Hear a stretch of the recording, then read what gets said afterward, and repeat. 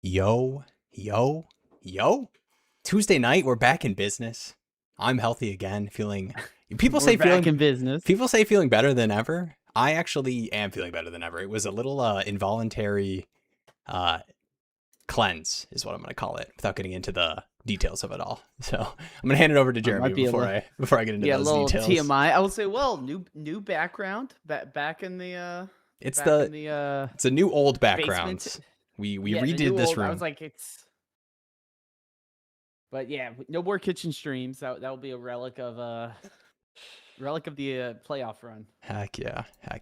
But we are back, and what a time to be back, man. It was a good week to miss, I think, because we get the nice combine preview, and we're starting to get the little you get the news reports with all the coaches, answering the reporter questions and conversations that are had about franchise tags and how you're going to handle QB situations and everything. So we're getting some buzz reports. I got a couple things that we can talk through a little bit that's coming through from that, but yeah, before I get into that, Jeremy, how you doing? And are you a combine? How do you consume the combine as a dynasty fan and the Dynasty Daddy?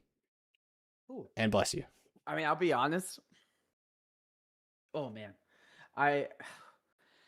I'll be honest. I don't have a big connection with the combine in terms of like how I approach it or strategy, just because I don't really have to make my bet until my rookie drafts are starting. Right? Yeah. This like last year was the first year I was like, oh, I kind of need to have takes, and I think the biggest winners from the combine are more of the guys like the Tutens or the Fannons or like the guys that you're like, oh, they did all right in college, but oh, they performed really well. That might increase their draft stock if I am doing one of those mock drafts before the NFL draft.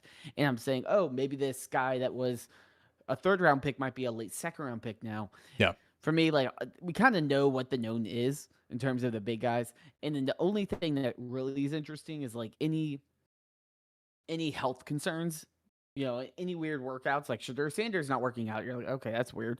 And then we find out later that his interviews are also trash and there's a reason he fell and things like that. And I think the big one to watch is definitely Tyson, who's already started to slide down the board. Yeah. I mean, KeepTradeCut just added their rookie values. And I mean, he's already dropped a decent amount down to the 105 and what it would be the KTC Blue Book rookie mock draft would have him currently as a 105. I think that's kind of a player to watch. I know Matt Harmon came out recently and said Tyson's closer to the Bostons and the KC Concepciones than the Tates and the Lemons. Now, do I agree with that? Nah. I think Tyson just has the injury question mark. So to me, probably the most interesting big name to watch. And of course, I'm always here for the random running back that puts up a sparkling grad score or something like that. Yeah. I do have I got a little Will fun fact, and this is just kind of I think the whole like underwear Olympics of it all. I just you're doing the content stuff. I'm starting to get on the YouTube. And speaking of being on the recorded YouTube videos, how about a little preview for a video that will be dropping tomorrow, which is a rookie mock, first round rookie mock that Jeremy and I went through with landing spots from Chad Reuter's 3-round mock that he had posted post Senior Bowl. So definitely like, subscribe, stay tuned to the channel. Check that one out. That was a pretty fun one. I do like doing the landing spots because, as we talked about it in the intro of that video, a lot of rookie drafts, most rookie drafts that I'm in start, boom, draft happens, that very next day, after day 3 ends is you're on the clock at the 101, 8-hour timer going. So like being able to have quick reactions to landing spot situations that are kind of tied into pre-draft takes and understandings and, combine metrics and everything. But enough of that. Let's get to the fun fact. All right. It's a tricky one, which makes it super mega fun, but I'll try to make it easier. And this is for you guys in the chat too. What is up, Polly, Cooper, Phil? I see you guys in there. We'll get to the questions in a second. The fun fact takes precedent. I'm sorry. Okay, come on. My bad. All right, here we go. Coop called you out. All right, the Will's fun fact is kind of like, it's like a segment though. That's not as third person, I don't think, if it's a segment. All right, my fun fact for everybody in the chat. This is wide receiver specific. And this was, I believe, Sumer Sports. Shout out to Sumer Sports. I use them a lot. A lot of cool analytics data stuff that they pull together for a lot of different football and fantasy related things. So this is first 3-year yardage for receivers. What? And I'm using my language carefully, and this is kind of giving you a hint to the trickiness of the fun fact. Which metric that is combine adjacent, combine related, is the most predictive for receiver yardage in their first 3 years? I just throw some stuff out there, you know. So we're talking about we're talking about, you know, combine related. It'd be like a 40, right? Stuff like that, like a bench press, something like gauntlet, that. You know, like drills. Cone drill. I'll be hand honest, size interesting. This is hand size is a good one. Yeah. I guess like high jump. And like the measurables, right? Like arm length.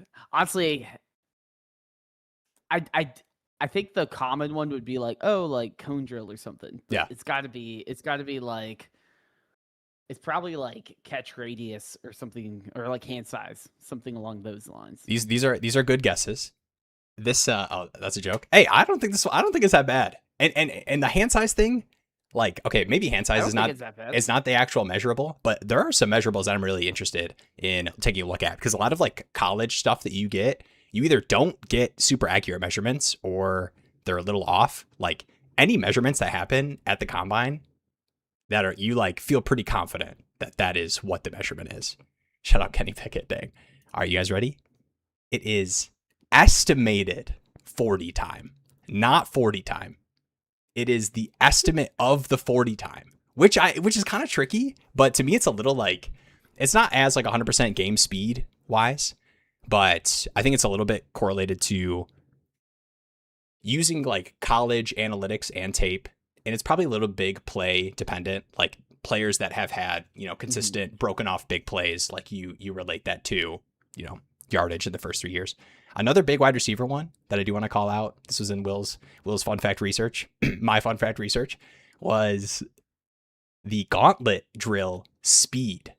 So Puka Nacua had a pretty slow 40 time. I think he was in like the 4.6 something range, but had one of the fastest gauntlet speeds like in the past couple of years, just in terms of like finishing that drill, like the, you know, catching, going through everything.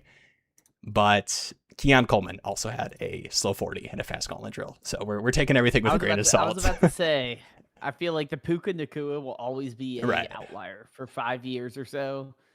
People are going to be like, it's kind of like Amon-Ra St. Brown before Puka. And it's like, like this was the one single metric. And I'm like, man, it's a combo of a lot of them. But I do agree. The 40 kind of is, it's kind of the big event, you know, it's kind of the dream team NBA during the Summer Olympics. Like everyone's watching NBA or women's gymnastics.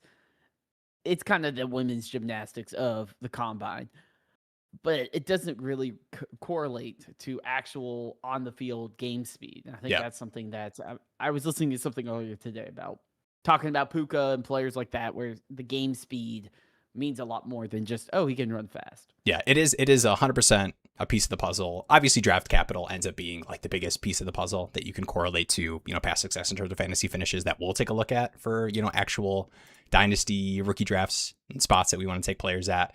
But these are all important pieces of the puzzle to a full prospect that alongside the draft capital and landing spot, you know, we take a look at. But enough fun facts. Oh gosh, Anthony Rich had a killer combine. Yeah, the QB, and honestly, shout out to the overall, the findings of the study that I was going through, that I pulled that, you know, fun estimated 40 time being the correlated thing from. It mostly pointed to that there is not enough correlation between like successful drills at the combine and like high you know, good times or measurements or anything for those to then correlate to yardage. Like it's pretty. Basically, there's more to receiver, there's more to running back, there's more to quarterback than, you know, what we'll see at the combine. But it's important, and we've got some interesting. The biggest takeaway for me is the one thing I forgot to mention is I do look at tight end, like Raz and stuff from that post combine. I think for fantasy football, that is probably the best for finding potential late round tight ends that actually could find some sort of passing workload. Because if they have the production in college and they're a stellar athlete, that tends to translate much better than late round tight ends that don't match up with the actual NFL athleticism. So that is the one thing I do really look at, is I comb through all those and like, okay, like player X is a late round tight end I wouldn't mind taking because he has good measurables. Yeah. You would have thought we had a pre-show meeting, half hour before this, and not just hopped on a Discord call 3 minutes ago, because the tight end actually had the highest correlation between 40-yard dash and other, RAS stuff, measurements like you're talking about, athletic measurables, to fantasy production than any other position, which I think makes sense. Like if you think about the high RAS, good 40 time tight ends that we've had in the past handful of years, correlating to, strong draft capital alongside production. But enough combine mumbo jumbo. Tight end's such like a mystery box anyway.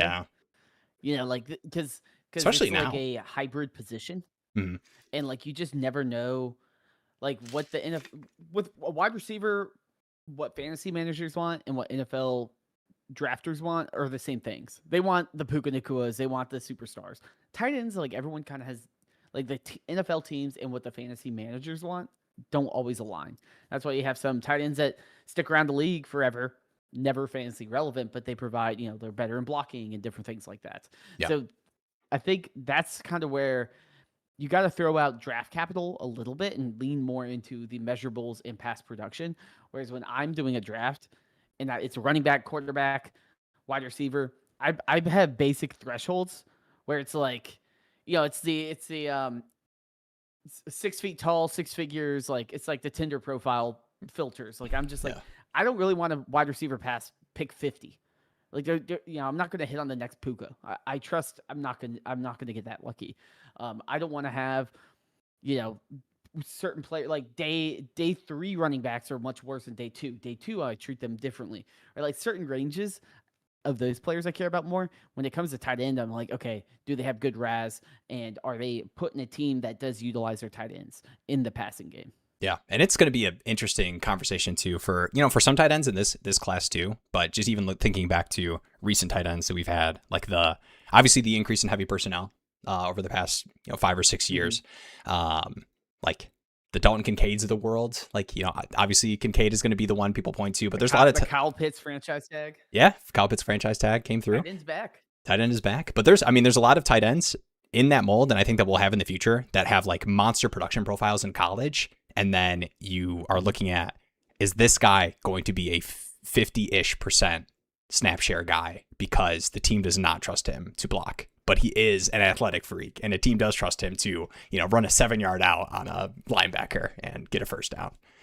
But with all that, I'm pumped. Combine, the skill position stuff that we'll look at it is Friday for tight ends is when the like measurement drill stuff is, and then Saturday for the quarterback, running back, wide receivers.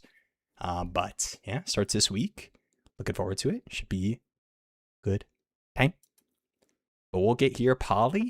I don't know even why I try to read the Paul Kinem J30.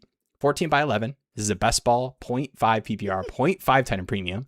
Rebuilder traded Tuten for the 201. And I think Tuten's a pretty interesting conversation running back with the buzz about ETN. There's some mutual interest with, Kansas City's free agent. I do think that the Jags, just what we've seen in the past, like I think they'll bring in some sort of, whether it's, in the draft or through free agency, there's some pretty interesting free agency running backs out there with like Rico. It sounds like Breece Hall is going to be tagged by the Jets, but without going through the full list, I think Tuten is one that could just get a shot up of value and could be valued similar to some of these late firsts. But would you trade Tuten for the 201? The best ball part makes this pretty interesting. Yeah. This is hard for me, and I didn't realize it was best ball. Yeah. But yeah, I think in a best ball, this is a little steep for me, just because a lot of the times, and I'm a big Tuten guy. I think the biggest concerns I had about Tuten were can he just stay on the field? He got banged up multiple times throughout the season. I didn't like that, but I think his profile's good, and I don't think he did anything bad. I think Etienne performed slightly better than expected, and Tuten performed well when he was there. Right? He didn't do a Kaleb Johnson like, oh my gosh, what are you doing moments. He was pretty solid with the opportunities he was given. That being said, at 201, I feel like you're kind of paying for the top of the market already, right? You're kind of paying 20% over market price to begin with, and then on top of that, it's best ball where, you know, if Etienne does come back, I'm looking at a 0 every week, and I don't not necessarily a 0, but 3 to 5 points a lot of times. Whereas that might be better. Like a lot of these late second round wide receivers in that range might be more interesting to me because you can capture the spike weeks a lot easier at wide receiver in a best ball league versus, you know, usually how I build my best ball rosters is I want a couple just lock in. I know you're going to touch the ball a ton of times.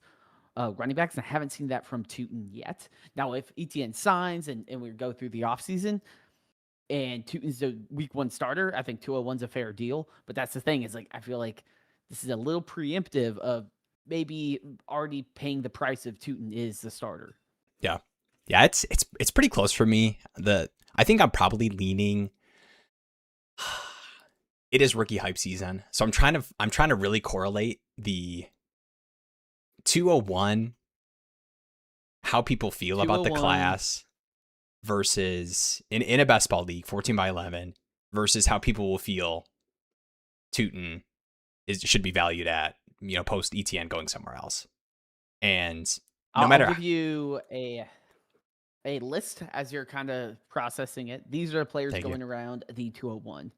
We'd be Jadarian Price, Nicholas Singleton, Ty Simpson, Malachi Fields, Elijah Surratt.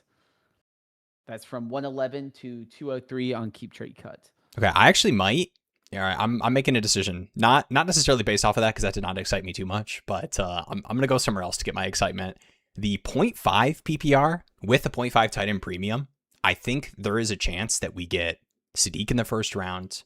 People like Stowers, and if you were to get a couple tight ends that, you know, kind of go in that mid-late first range, I'll take the 201. I'm cool with it. It's pretty close, though. I think it's a pretty fair deal in this format. Yeah, to me, it's just like I would probably wait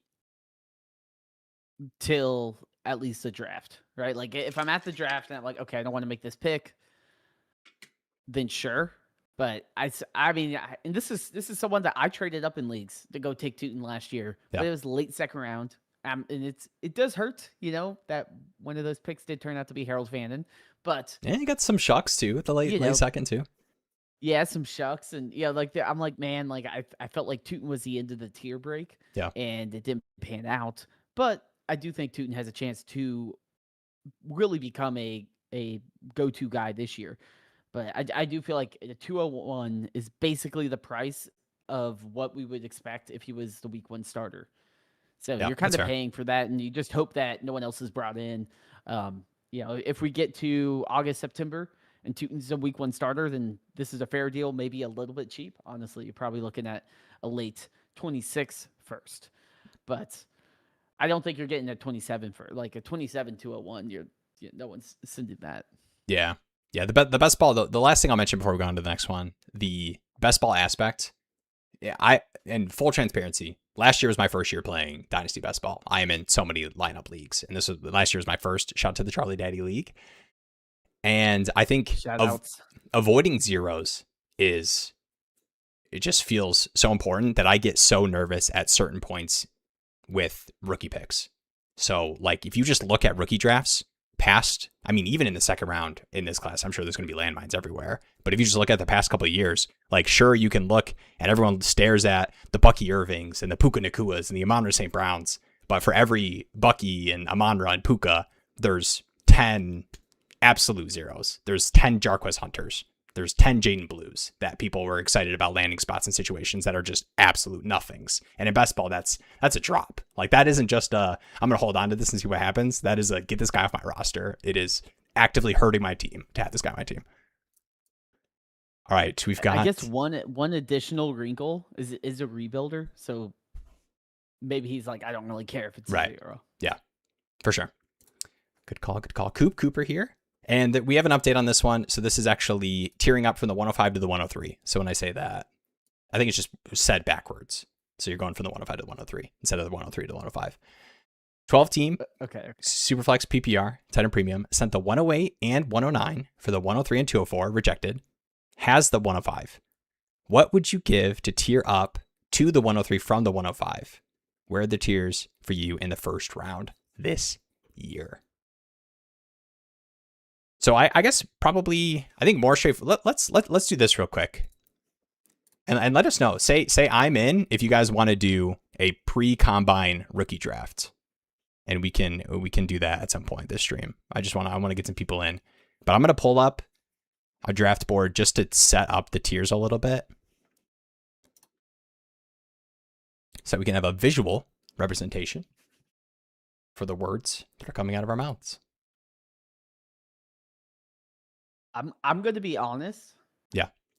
Always be honest. I don't think there's much I would add to the 105 to move up to the 103 unless I really need like the Mendoza. Because right now, this is using KeepTradeCut. Dynasty Daddy we don't have our values yet because we use trade and drafts, and well, there's not a ton of trades and drafts going on for leagues that have had their rookie drafts. Yeah. So off of KeepTradeCut, though, we have Jeremiah Love is 101, Mendoza 102, and then next is Lemon, Tate, and Tyson. And to me, I'm like, I think all like what are you gonna add? Like a tiny piece? I don't even think I would add a second, unless if I'm like, okay, I think Lemon or Tate would go 102, and I could get Mendoza at 3, and I really need quarterback. That would be the only move where I'm like, okay, I really need to go up and get a quarterback. But if I'm like, I just need a wide receiver, like it doesn't matter to me. Last year, you've been like, I need Travis Hunter, I need Tedero and McMillan. You could have just stayed put and get Emeka Ibuka, right? To me, I'm like, these are all the same, similar bets in terms of ranges. I don't want to kind of give a plus, unless the plus is like Jake Tunges or something like random that you're not going to really miss. Yeah. I think you are getting probably the preference pick for the wide receiver landing spot, depending on if, Mendoza ends up going, in the second or third pick. And we'll see. There's some, this is going to be an interesting NFL. I mean, every year is an interesting NFL draft, but in terms of where people have these receivers valued at, I feel like this is like the general consensus top 5 tier. And I know you just talked about Matt Harmon talking about, Tyson being closer to kind of this next year of receivers. But I think most people have the top 5 picks or the top, 2 through 5 after the Jeremiah Love 101. So I think like if you were separating tiers, I wouldn't pay too much. I agree. I think in a 12 by, what is this? This is a 12 by, if we just assume like a 12 by 10. I would 9. Yeah, I would give up. Would you give up a mid-second? You would do that, right? Mid-second? 12 by 10? Probably not. Dang. I would. I don't think so. I don't think I can. I'm not a scout.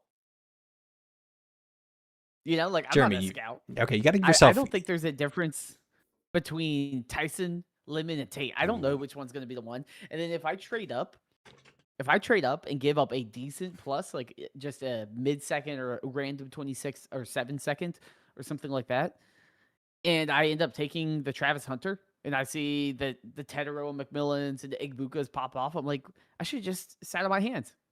Yeah. Like I'd rather just say, well, he went ahead of me. That's how it is. Versus like I'm going to be really convicted on a guy within the same tier. Now that being said, if Mekhi Lemon went to my college or something and I was a homer, sure, go. You want the players you want on your team, but I think from a strategy perspective, I don't know which wide receiver is going to be better. They're all within the similar tier, unless if Tyson falls off a cliff from the combine to the NFL draft. Yeah, I'm just gonna sit on my hands. I mean, would I send like an early third? Sure, but I don't think I'm touching the second round because everyone might hate the second round, but I think there's a lot of decent tight ends of value, especially in a tight end premium. There's a bunch of decent running backs that should be there as well, and some quarterbacks. We're going to probably have some day 2 quarterbacks as well that might find some opportunities. I'd rather just take a dart on some of those and at least have another plus that could potentially be somebody than kind of put all my eggs in one basket and potentially have a Travis Hunter situation. Yeah. All right. I'm gonna skip ahead a tiny bit just with. I see some rookie related questions just while we have this board pulled up. What's up, Kyle? Would you go for Mendoza if you had Purdy, Lawrence, and Malik Willis? I personally, like if I was in, I like Mendoza a lot, and I'm more excited about the Raiders situation than I think the average NFL fantasy person would be excited about the Raiders situation. Just looking at how last season went, they're sucking us back in. Yeah, it's the they have a new coach now. No, I like Mendoza. To me, I know we've had a lot of conversations about the quarterback class. If I had to take a pick, like if I was doing a pre NFL draft, rookie draft, and I had this QB room, I think most times I am taking my favorite receiver at like the 102 or the 103 over Mendoza. I totally understand the aspect of holding the QB value, but I think if you get early mid wide receivers, I think honestly in the dynasty, like across all teams, those are a lot more liquid than I don't want to go to the Cam Ward situation because I don't think Mendoza necessarily is going to be set up. I mean, there's a chance, like overall production wise, if Mendoza comes out and is giving you QB2, he's the QB20, QB20 through QB24, which is how most rookie quarterbacks perform. And shout out to Scott Connor. I need to go back and rewatch. I know last year heading into the rookie drafts, I pulled a lot of data that looked into actual QB rookie production. And that even though we've had some major hits with like the Jayden Daniels rookie seasons and, how Drake May looked in instances and, Caleb Williams for some games, more often than not, you do get like a slow rise. I mean, CJ Stroud had a great rookie year, but as far as like meaningful upside liquidation production, I think I'm probably leaning the receiver, especially with that QB room. I mean, that could be 3 starting QBs. It probably is. Yeah, no, I mean, I agree with that. I think something that is hard is if Mendoza is good, is Mendoza in the tier of Purdy and Lawrence? Probably. How liquid is Purdy and Lawrence? Lawrence a little bit. He had a strong end of the year, so people might buy into it. Purdy and Lawrence, but though, like, it's hard because they're not difference makers like a May or Jayden Daniels or Josh Allen, where you can really demand top dollar. You're going to be like, hey, I'll trade you Purdy. Want to give me Goff in the first? And everyone's going to be like, nah, dude. Like, I'm all right. It's the middle class of fantasy quarterbacks is very wide. Yeah. So even if you hit on a Mendoza, it's like, well, like, congrats. You got QB 13, which is basically the same as QB 6 through 24. And it's hard to make it, it's hard to make it a player that you're like, sick, I got him long term, unless if Mendoza shows some additional things. And I do agree with you. I mean, Kyle mentions he also has Genty and Bowers, so the Bowers-Mendoza stack wouldn't be terrible. The offense has more weapons around him than Cam Ward did. Cam Ward had terrible offensive line, a bunch of old weapons like Calvin Ridley, like Chig, Tony Pollard. It wasn't this offensive system that was promising. Whereas I think the Raiders situation is a lot better. And I do think Mendoza has that it factor in Indiana, helping win their first championship. So there's parts of it where I'm like, I can buy into Mendoza, but I don't know if he's going to be an elite level fantasy producing quarterback. And part of me, it's like, if I want Mendoza, I probably just need to wait a year. And then maybe I can buy him at like Cam Ward prices. Yeah. The QB position is so interesting in super flex leagues. Like we talk about how hard it is to move a quarterback without getting a quarterback back.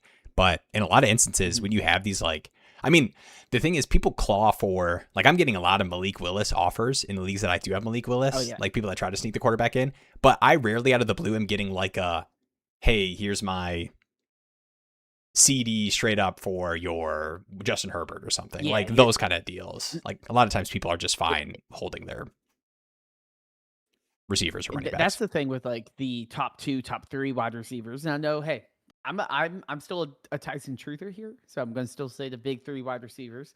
But if they hit, they're egg bukas. They're Tets. They're up in this tier where you can trade for anyone. People still love Lab McConkey, and I'm like, Lab McConkey to me hasn't been like a massive home run from fantasy football perspective, but still people love him.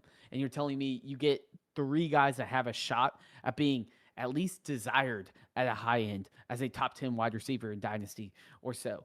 Like that to me, that ticket's a lot more fungible, as in I can go take it and say, yeah, I'll give you, just think about Egbuka, like week 8, even Egbuka now, but Egbuka week 8, I can go and say, hey, can you give me Trevor Lawrence in the first for Egbuka?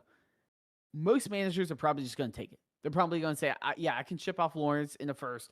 I get a young cornerstone wide receiver, and I can probably piece together that QB2, QB3 spot with a platoon of backups, because we're seeing a bunch of people kind of utilize that strategy as well.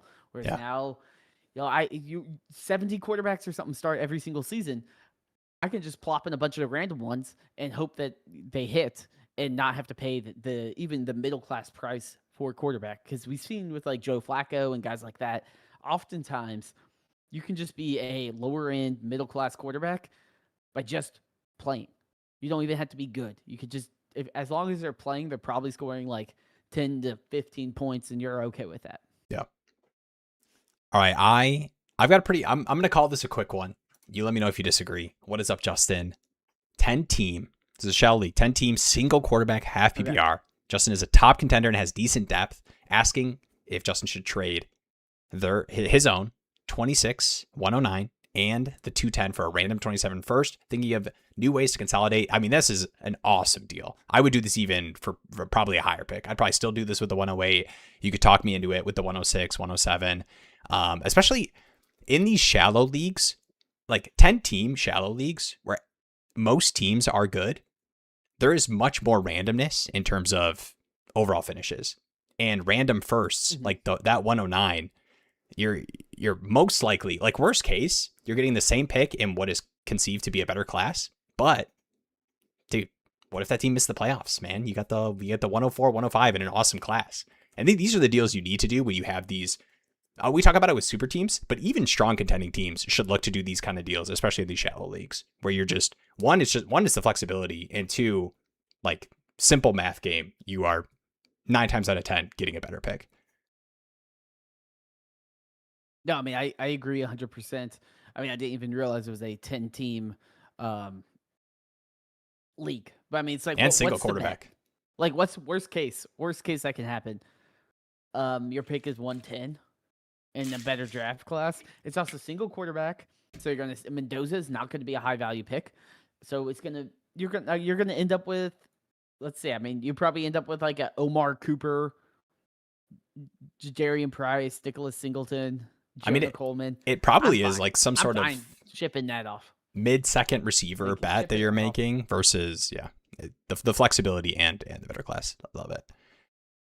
Yo, what is up? Yeah, and I think your point too about shallow leagues with the variance as well is key, because that pick could totally be the 106, and you're like, hey, it's not amazing, but still way better in a better class. You're probably be thinking yourself. Yeah, and real quick too, because I'm talking to myself when I say this. When you have these super teams, a much better way to consolidate, in my opinion, is doing these types of deals versus slightly improving your starting lineup projection with like what you feel is like a better player. And you're like, it's a shallow league. Like I'm doing the smart move, which, if you're able to actually consolidate and take advantage of somebody, yeah. But these kind of deals, because the worst case, the worst situation you can fall into with these like super strong contending teams is you have no picks in the future at all. And, that decent depth turns into not so great depth. And, you miss on a couple hits that you were so confident in. Your BTJ that you traded 3 firsts for, you're benching him for Stephon Diggs week 15. And you're like, whoa, what happened to my beautiful team? Well, too, like trading for future picks also gives you the flexibility of, oh yeah, my BTJ did turn to dust. I now have a future pick to actually plug the hole if I need to. Yeah, like you said, if you just don't have any future picks, and I've done roster reviews too, where it's like teams loaded, no future picks, and I'm like, honestly, all you gotta do is start trying to cut, shit. You gotta kind of in-shitify your team a little bit to try to put something away in the bank, just in case you have to actually, take out a loan. You have something to use. Yeah. All right, Treddy here. What's up, Treddy? Doubs, Jayden Higgins for Monangai and Troy Franklin. 0.5 PPR. I'm probably taking the Monangai, Troy Franklin side. Yeah, in the half PPR, I feel like Monangai, the running back, especially with Ben Johnson, it's more promising. Doubs is a free agent. Jayden Higgins is all right, but not irreplaceable in a 0.5 PPR. Troy Franklin is a decent bet too. I mean, there's a lot of guys on that Broncos wide receiver room, and some people they'll swear by Pat Bryant or Troy Franklin or whoever. I'll swear by anyone that I can get for cheap. So if you're telling me I get Monangai and I can just swap out one of my wide receivers for Troy Franklin, I'll do it.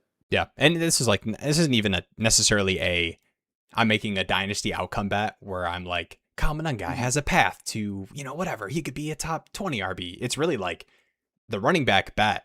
Monangai gives you 3 weeks next year. Like, awesome. Heck yeah. It's versus in a 12 by 10, how often you're wanting to start Romeo Doubs or the Texans wide receiver 2, 3, hopefully. Yeah. So give me the Monangai. Yo. What is good, Big Diaz? How you doing? Big Diaz. Also in the Charlie League, we got a Charlie League specific question here. Looking to move Puka in Charlie Daddy as I have concerns about his value post Stafford. Thinking about down tiering and getting assets on top. Any down tier targets in mind? Now, keep in mind for viewers at home, this is a best ball league, 12 by 12. Start 2 tight end, 0.75 tight end premium. I'm willing, if the down tier is to Rashee Rice, if you want to have that conversation. I don't know if you're interested. But I probably wouldn't want to add too much on top of. It's best ball, man. Best ball is tough to really, really get people to, I don't want to say fall for, but give you a down tier plus. Just because 2 spots is much more meaningful in impacting your lineup each week. Yeah, the 2 pluses or the multiple pluses that actually matter is much harder to get in a best ball league. Just because, like you said, why am I trading 2 starters when Puka gets injured? Now I have a giant void. Whereas if a Rashee Rice plus whatever else I have, it can at least provide me more flexibility when I'm playing a best ball league. But I do think that, I think Puka is an asset though that everyone would be interested in. So yeah. I think Rice you could probably get a big plus given all his off the field issues. You probably get a minor plus. You probably get a minor plus going after Rashee Rice if you were trading in the Charlie Daddy League. I think you get major, maybe 3 first-round picks. And shout out to not Carl, or shout out to Phil George, not Carlisle here. Actually, just did a trade. Actually, I probably should screenshot it. I have another trade in Bravo Daddy. Somebody sent to me that we could take a look at later. But we had a pretty big trade that just went down in. But I probably should stick with the task at hand. Come on, Will, focus. All right. Puka, Nakua. I'll fix this real quick. Yeah, down tiers. Down tiers are tough in best ball, like I had mentioned. I'll look at my team just because I know I would have the conversation with you about it. I mean, what's something like the 112 in Rice plus maybe, I don't know, Tunges or something. I would because we do have the 2 tight ends. It is a first, but it's not a super high value first. It's Rashee Rice. I feel like you might need to add a little bit more, but maybe like a Gadsden plus Rice or something like that. If you're, all right, I'm a Gadsden guy. All right, calm down there. No. It's Puka Nakua. I mean, it's wide receiver 3. It is a start 2 tight end, 0.75 tight end premium though. That's but I will be interested if you are interested in making the Rice 112 conversation bet if you want to hit my DMs, I will stay awake late tonight to text you back. If you want to give me a late night Puka, Nakua, booty call, So I will answer. I'm trying to upsell your offer here. You know, get a Gadsden, get the 112. Yeah. Hey, him online. He agreed right there. He agreed. Honestly, I would actually I almost sent you a Rice deal with Mahomes, Purdy, the kind of deal. Like I wasn't gonna go for Kaleb, but it was gonna be like a Mahomes to Purdy, Rice to Puka, and then like we figure out whatever the gaps in between need to be to make that deal done. So let me know if that interests you. The 112 conversation interests you. But how about that? How about a live trade initiation on stream? That's what it's all about. Do you have any interest in Michael Penix? Because I got Sorry, I didn't mean to laugh. That is my bad. I got it. That's my bad. Man, I didn't mean it like that. We'll keep trying. No. You got Lamar. You've got QB options for. Actually, Penix was almost a name I brought up in terms of. I don't know if you want me to do this right now. If you're trying to sell Penix, everyone in the Charlie Daddy League, close your ears. Oh no! But I think one of the you did one of the big aspects of the combine, what I mentioned at the beginning of the stream, was these coach reports and things that maybe you had inclinations on or you feel like you've heard in the background, but like hearing it from the horse's mouth in terms of like exploring options or, wow, that was a little non-committal on, Michael Penix, Stefanski, or, that's a little non-committal on the Tua stuff is kind of interesting too, the exploring all options, but that you kind of expect. But that is one thing we definitely come next Tuesday. We'll obviously be talking post-combine in terms of, reactions. There will be a post-combine reaction video as well. But I think one of the bigger points will be the coach speak that you hear. Don't hate my Penix. No, it's not like that. It's not like that. Do we want to quick? I will say Penix is my most rostered quarterback. And while I am not the biggest Penix believer, I think similar to the Mendoza conversation of taking a high value quarterback in the first round of a Superflex Dynasty rookie draft and how it's a tough value. I think the guys that slide to late first, early second is the best value where you can really stab a quarterback, right? Because we see it every year. It's probably going to be Ty Simpson this year. Jeremy's a Ty Simpson guy. Really only started 15 times. I probably am at his value because he's probably going to get first round draft capital at 23 or 24, and the team's going to give him at least 2 years, and he's going to end up, 201, something like that. And to me, I'm like, sure, I'll spend an early second if I can get quarterback starts out of a guy. And sometimes he hits. Sometimes it becomes a Jackson Dart. Sometimes it becomes Bo Nix. Sometimes you don't. Sometimes you have 8 shares of Penix, and you're like, well, I don't know what to do with it. But he's still someone that when he's playing, it's like, okay, I slot him in. He's, a low end middle class quarterback, and that's fine. And whether you agree with it or not, I do think that most Dynasty gamers will look at what happened recently and correlate that to potential expectations for the future. So because we've had Tyler Shuck, Spencer Rattler was the starting quarterback for the Saints at the start of the season. We obviously had Jackson Dart at the end of the first or late first this last year. Like these examples of QBs that are going to be taken in this kind of late first range, like having some examples of QBs that carried value and people were willing to trade or acquire or even still have, strong value like Shuck heading into this next year. I think people will correlate and look at that in terms of, is a just starting quarterback or what, wherever Ty Simpson lands, if he does end up being a mid or late first quarterback. But people are like, yeah, but what if he hits, I'll trade my second and a running back for that,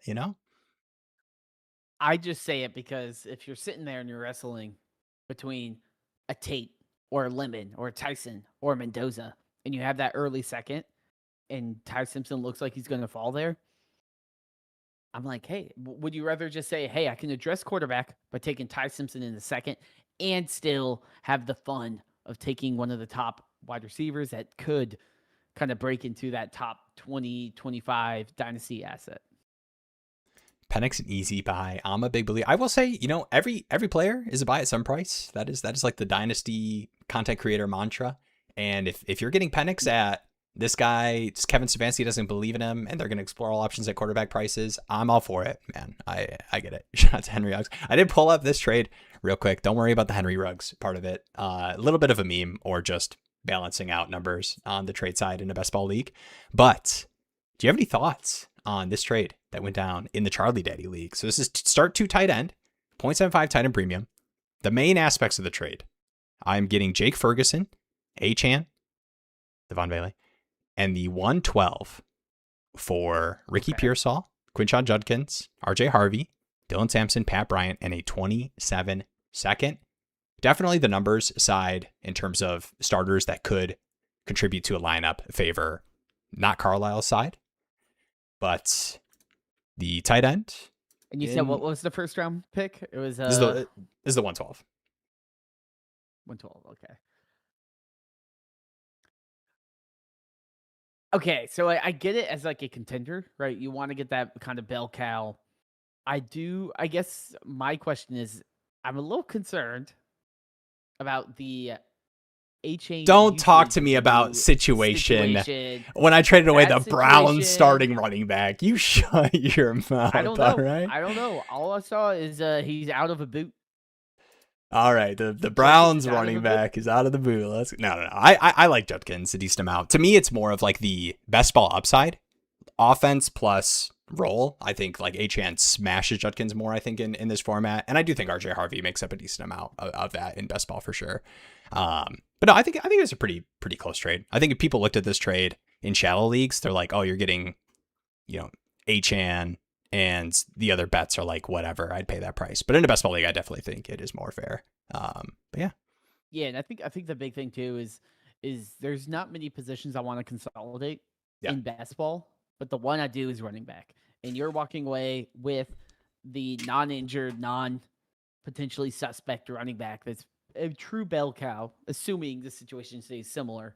So I don't dislike it, but I do think there is a world where we don't have as nice of or as favorable an offensive scheme for Achane. Yeah. And he kind of comes back to the pack versus other guys out there. That being said, Harvey, hear me out. Judkins are league winners. Hear me out, Jeremy.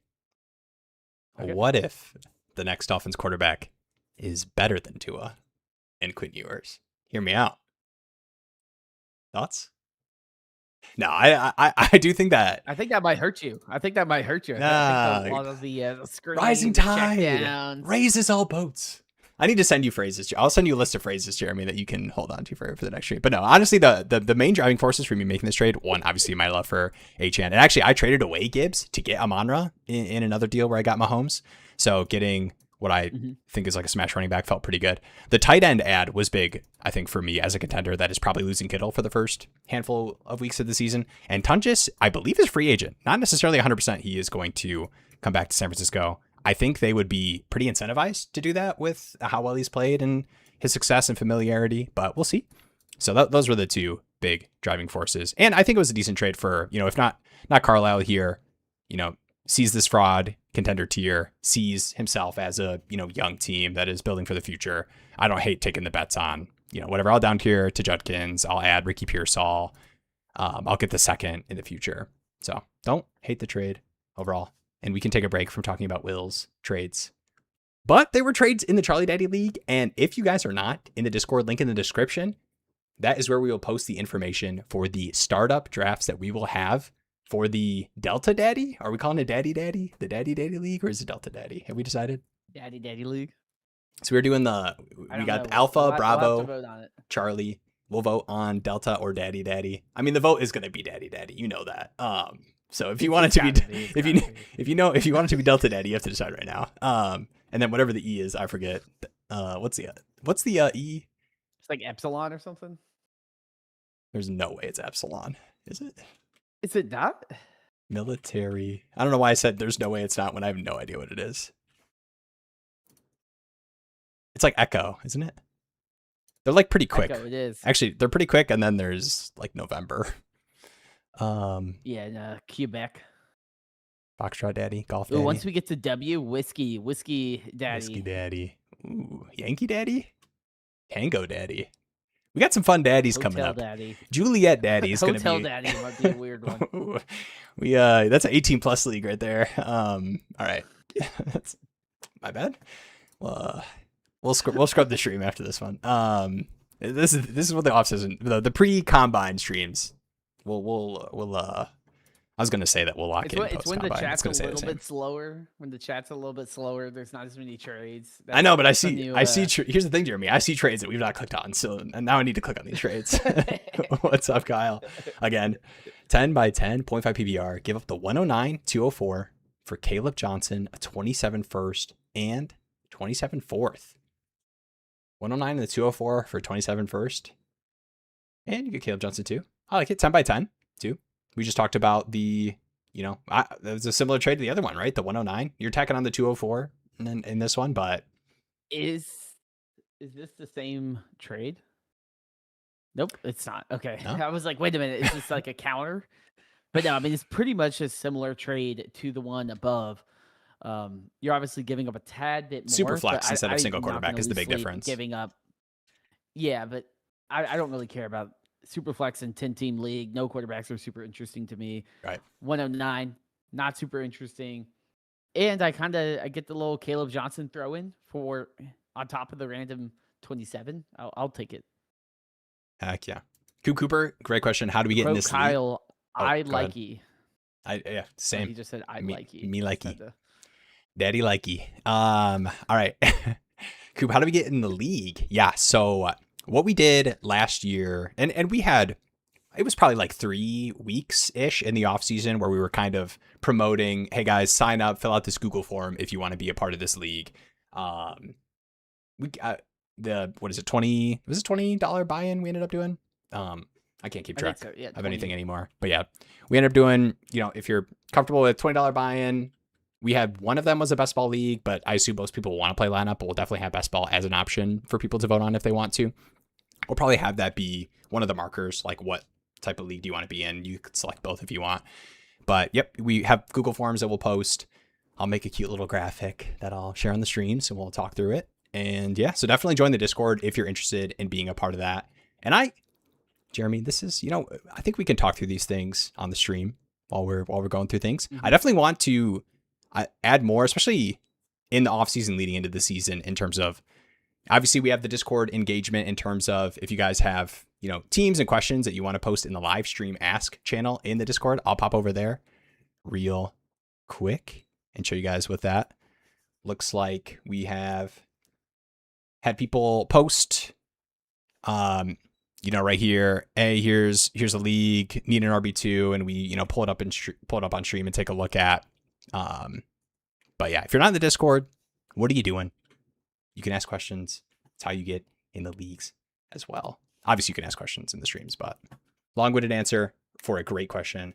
Thank you, Coop, for asking. That's a paid chatter right there, asking me how we get in the leagues. Let's go. Trade Monangai. We already got one. Heck yeah. The three-team league, the Daddy League. Trade Monangai and the 201 for Zay Flowers, 10-team Superflex. Yeah. Is this the Zay Flower price? It is a 10-team, but is that the Zay Flower price? Do I need to send Zay Flowers offers out? Do people think that Cardinal Tate's going there and Zay Flowers is going to 0? I'm pulling up Dynasty Daddy right now. Zay Flowers is like, I feel like Zay Flowers is the most uninspiring. Oh, Jeremy, don't do this to me. Go ahead though. The most he's like a souped up Wayndale Robinson. Oh, right? He was pretty good though. It's like fantasy production wise, that sounds Robinson, pretty good. Though, it's like everyone's like, oh, like Wayndale, he's all right. I think that's the same. Like Zay Flowers is the wide receiver 1 equivalent of Wayndale Robinson, where it's like no one's ever thinks he's going to be worthwhile. And I mean, I will say his big game was week 18. He had 29 points week 18, so kind of fudges the numbers a little bit because how many people are actually experiencing that? But he did have a good playoff run. Sorry, I almost screamed. The trade is tough if I'm interrupting Jeremy and yelling, oh my. But it's a 10-team start 8. But still, Zay Flowers, Nico Collins for Zay Flowers in the 103. Whew. Zay Flowers for 27 first. Okay, like these I kind of get. Like that's like about the price. Yeah, it's like whatever. a late That's first. fine. Zay Flowers, Cam Ward. Okay, these Zay are Flowers not for Cam Ward. Okay, Zay Flowers for Alvin Kamara. Come on, what are we doing, guys? What's going on here? What is going on here? Okay, Zay Flowers for the 105. Point per carry. 8 teams start. Okay, I need to I need to change some of these to fix my brain. Sorry to all the 8 teamers out there. Oh, I'll keep the 10s in there. The 8 teams just trip me up so hard. I just can't. My brain can't correlate. I love like I have all the filters like disabled, and sometimes you'll just run across like a 4-team league, and you're like, what are these people thinking? Like a 4-team dynasty league? It's, you know what it is? It's probably people like me that I'll like make mock drafts and stuff so I can like use them for the video editing. It's probably me, honestly. Like I'm sending trades so that I can pull a graphic and show something on the screen. Okay, JT and Zay Flowers, 12/9 for the 101. Jeremiah Love or JT and Zay Flowers in a 12/9. Are you going to take the upside running back bet in a 12/9? I think if I'm rebuilding, certainly. If I'm kind of like a middle of the pack or contending, I don't mind just cashing out for JT, because realistically, is Jeremiah Love going to be JT production? Probably not. And then you also get Zay Flowers. Yeah, It's always hard to move to 101. Yeah, I have a couple, and actually the offer that I had in the Bravo Daddy League, I have the 101 and the 103, and that was my first ever getting an offer for the 101 that I have in a league. And I looked at it and I was like, man. And a part of the trade, it actually had Genty on the other side, and I was explaining back. I'm a big trade explainer. Love explaining my thought process on why I'm countering or declining the trade that somebody sent me. That's why he's here. That's why I'm the GOAT. No, but I was like, to me in like a trade, Genty Love, I'll take the plus is where I'm at with those two. So when I see a trade like that come through, I am kind of canceling those out for me. Brashard Smith in the 206. I think that's the fear. Guys, go buy Zay Flowers. Don't buy Zay Flowers for these prices. Like a 27 first. I would want to buy him more creatively than that. Kenneth Walker, Zay Flowers. Ooh, that's interesting. BTJ or Zay Flowers? I'll probably take. They're pretty close for me. I guess I'll probably take BTJ just because I think he has a little bit more of a week 1 he smashes, or new situation smashes. Back. Yeah, we've seen. Then Parker Washington takes over. Yeah, the Parker Washington hype. Is it fool's gold? Because I saw Parker Washington for Zay Flowers plus a third. And I'm like, I don't know. I would just rather take Zay Flowers. Oh, like, yeah. That is an unnecessary so bet. Much higher. Yeah, that is a totally unnecessary bet. But I see it pretty similar. I mean, there was some hype conversation about Michael Wilson. I think Michael Wilson is probably the scarier. I don't want to say scarier than Parker Washington in terms of upside, but man, I don't know if we're going to see 40 to 50 pass attempts a game for the Cardinals next year, especially if it's Malik Willis. So I'm a little spooked on like the Michael Wilson hype, even though I do like him as a player. Yeah, I mean, you also have the Marv question, which I will say, I on my socials, I've been posting little trade questions. People will chirp whenever I put a Marvin Harrison Jr. trade. That's kind of like, hey, Marv ain't that good. Everyone's just flaming me. Everyone is just you're like, the anti-Marv guy. Every stream. I know. I'm like, well, I'm just saying. I am always impressed by the bag holders of Marv, right? Because the Marv hype was what we're going to see next year with Jeremiah Smith. It was basically that. Everyone was hyping up Marv. So many people traded their future for Marv. Yeah. Just package 2 random 26, 27, 28, 25. Well, why would I take CD in a startup? Marv is younger, Yeah, it's exactly. Like people penciled him in, and it's wild that like, is it just Michael Wilson? If that team has, even if it has like 30 pass attempts a game, But I do think that's a more concerning situation, just because it only worked when there was like 50 passing attempts a game. And it's like, yeah, that's not sustainable. No team does that. They did it because they were a broken team. So I do agree that the Parker Washington, to me, I feel like is a much more stable, even though like Big Diaz with the Trinity shout out. I know Scott and Ray always use Nats as terms. There's a lot of mouths to feed there with Myers and BTJ and Hunter and even Strange and all the guys that are there. That that's the concerning part. Yeah, with I think investing in one of those wide receivers. And Parker Washington, I liked until the hype got crazy, and now I'm like, I don't want to pay that price. It feels like I'm paying expensive wide receiver 1 prices or high end wide receiver 2 prices for Troy Franklin, when it's like I'm not really getting any sort of value. Because even Jacoby Myers owners are going to be like, well, Jacoby's a wide receiver 2. I'm not going to sell him for cheap.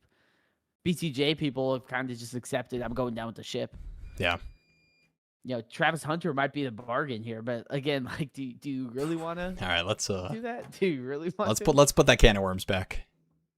We can look at some of these Jacks receivers. Let me take a look. I know Kyle had posted one trade. Oh, and how did I miss this one? Dynasty Jake missed the lads last week, and I saw it late, honestly, if I'm gonna be fully transparent. But I saw the nice message left on the YouTube post that I was sick and gonna be out.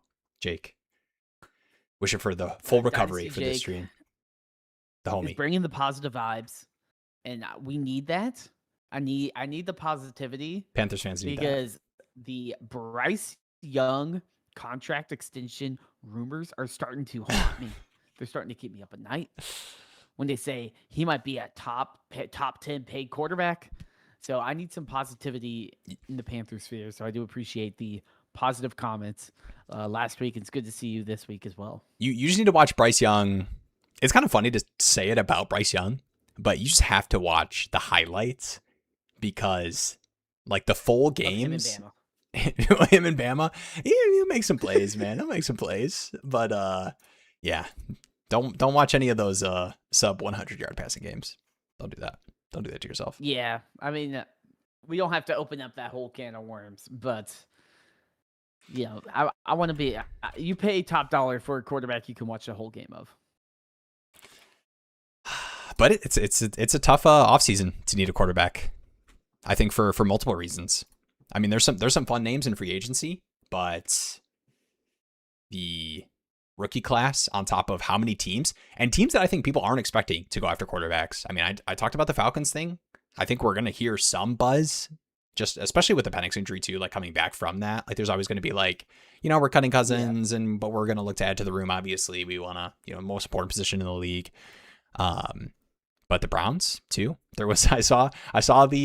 was expecting it. I knew it was going to come, but I saw the Shador Deshaun Watson will be a part of the camp battle report and made me sick to my stomach. But I have heard some people mention that Watson might get the role, which is just disgusting. I'm ready. It is so wild to me how Baker played through his injury and the Browns traded him away and have just made basically every wrong decision ever since. Like, they beat the Steelers in the playoffs. They almost beat the Chiefs with Baker Mayfield. Then they have a regression year. And it's like, why don't you build off of that? And instead they have melted down and been suffering ever since, and still have a ton of contract on their books. Got a lot of bad will with their fan base. I mean, it's a tough spot to be in. I had a Dynasty trade page on the site pulled up with Parker Washington trades. But I saw a great question here. Mr. B. This one's for you, Jeremy. I am curious.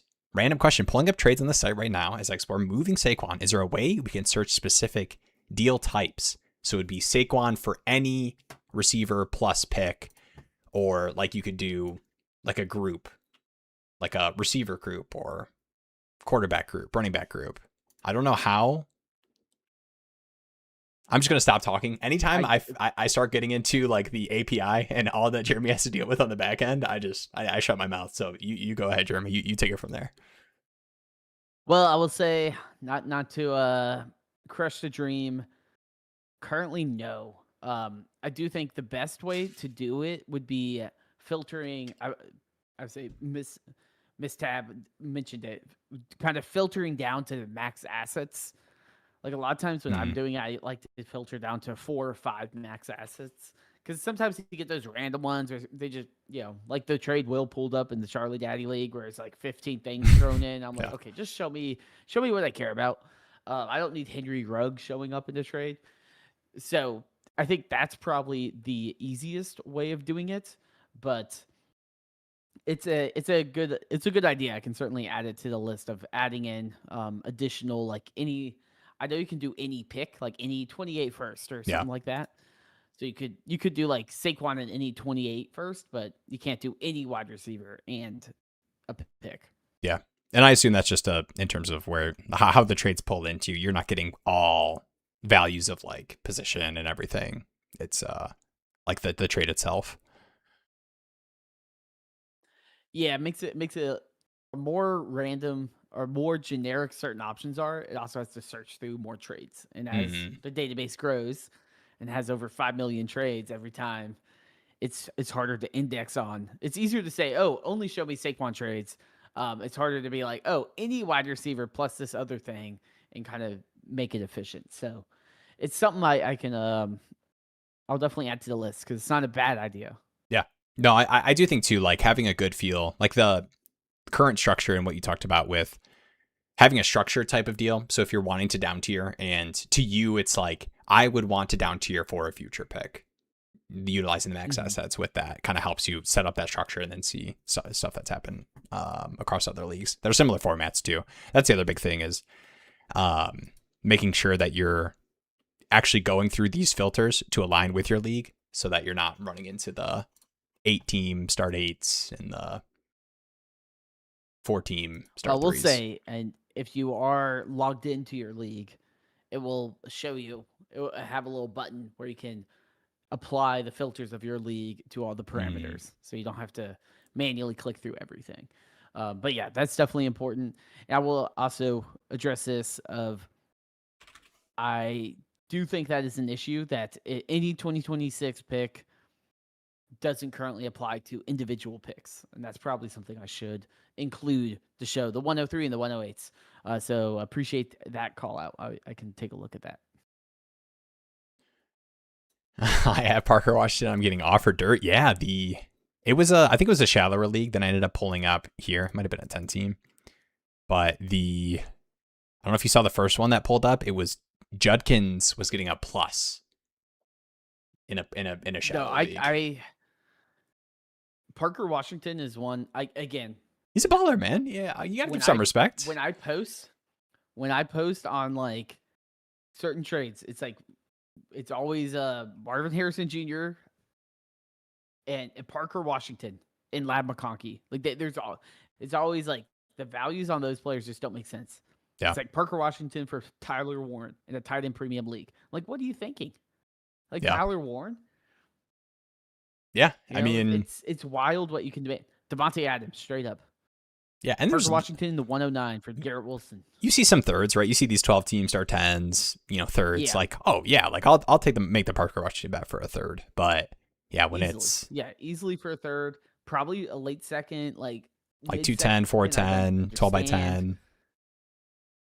Woody Marks. Yeah. And then there's like a random one that's like, Gadsden. And I'm like, what? Like, that's kind of crazy. Yeah. And then, like you said, like there's the Judkins, or like there's just wild ones sometimes. And it doesn't make sense to me. I think it's exciting. He had a great finish to the year, but a lot can change. And there's a lot of mouths to feed. Right, 203. I don't know if I'm doing the 203 for Parker Washington. I think it's probably fair, but it gets harder and harder with some of those other trades. Right, Parker Washington for Zay Flowers. Full circle moment here. There we go. But I mean, that's some people just love him.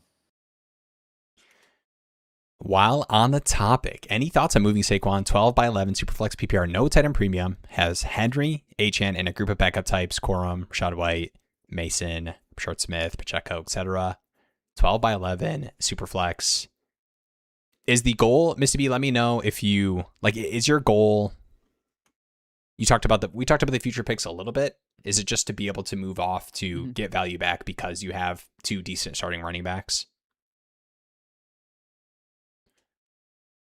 Because there are some, you get these random 27 firsts, 106, 28 first and a second. I'm curious what the demand is, right? And I see like the 108 Woody marks. Like part of me thinks Barkley's a hold if you're a contender. And even though you're sitting there now and you're like, oh, I have two good wide receiver or running backs. What happens when Achane gets injured or Henry gets injured or whatever, or you need a flex? To me, like during the offseason, everyone's roster is healthy and there's no buys. So of course you're like, oh, I got my two guys. I don't need Saquon. Yeah.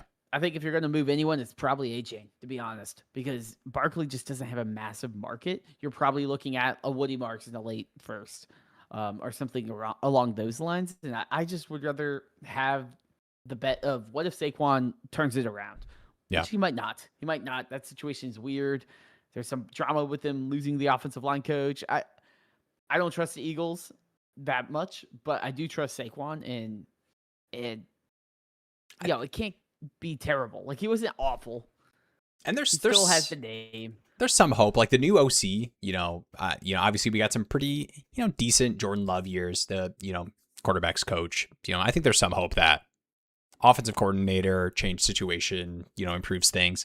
But I don't think you're getting RB13 prices for Saquon right now in the streets. So when that's the case with these older-ish running backs on my contenders, I typically end up holding just to, utilize production, because a lot of times when you're trying to time out, and like, yes, you can, obviously you can point to Derrick Henry on your own team. Like when you try to time out when the wheels are going to fall off, you end up just having to acquire a different veteran running back for, a late first or whatever, when you are just, I could just hold Saquon.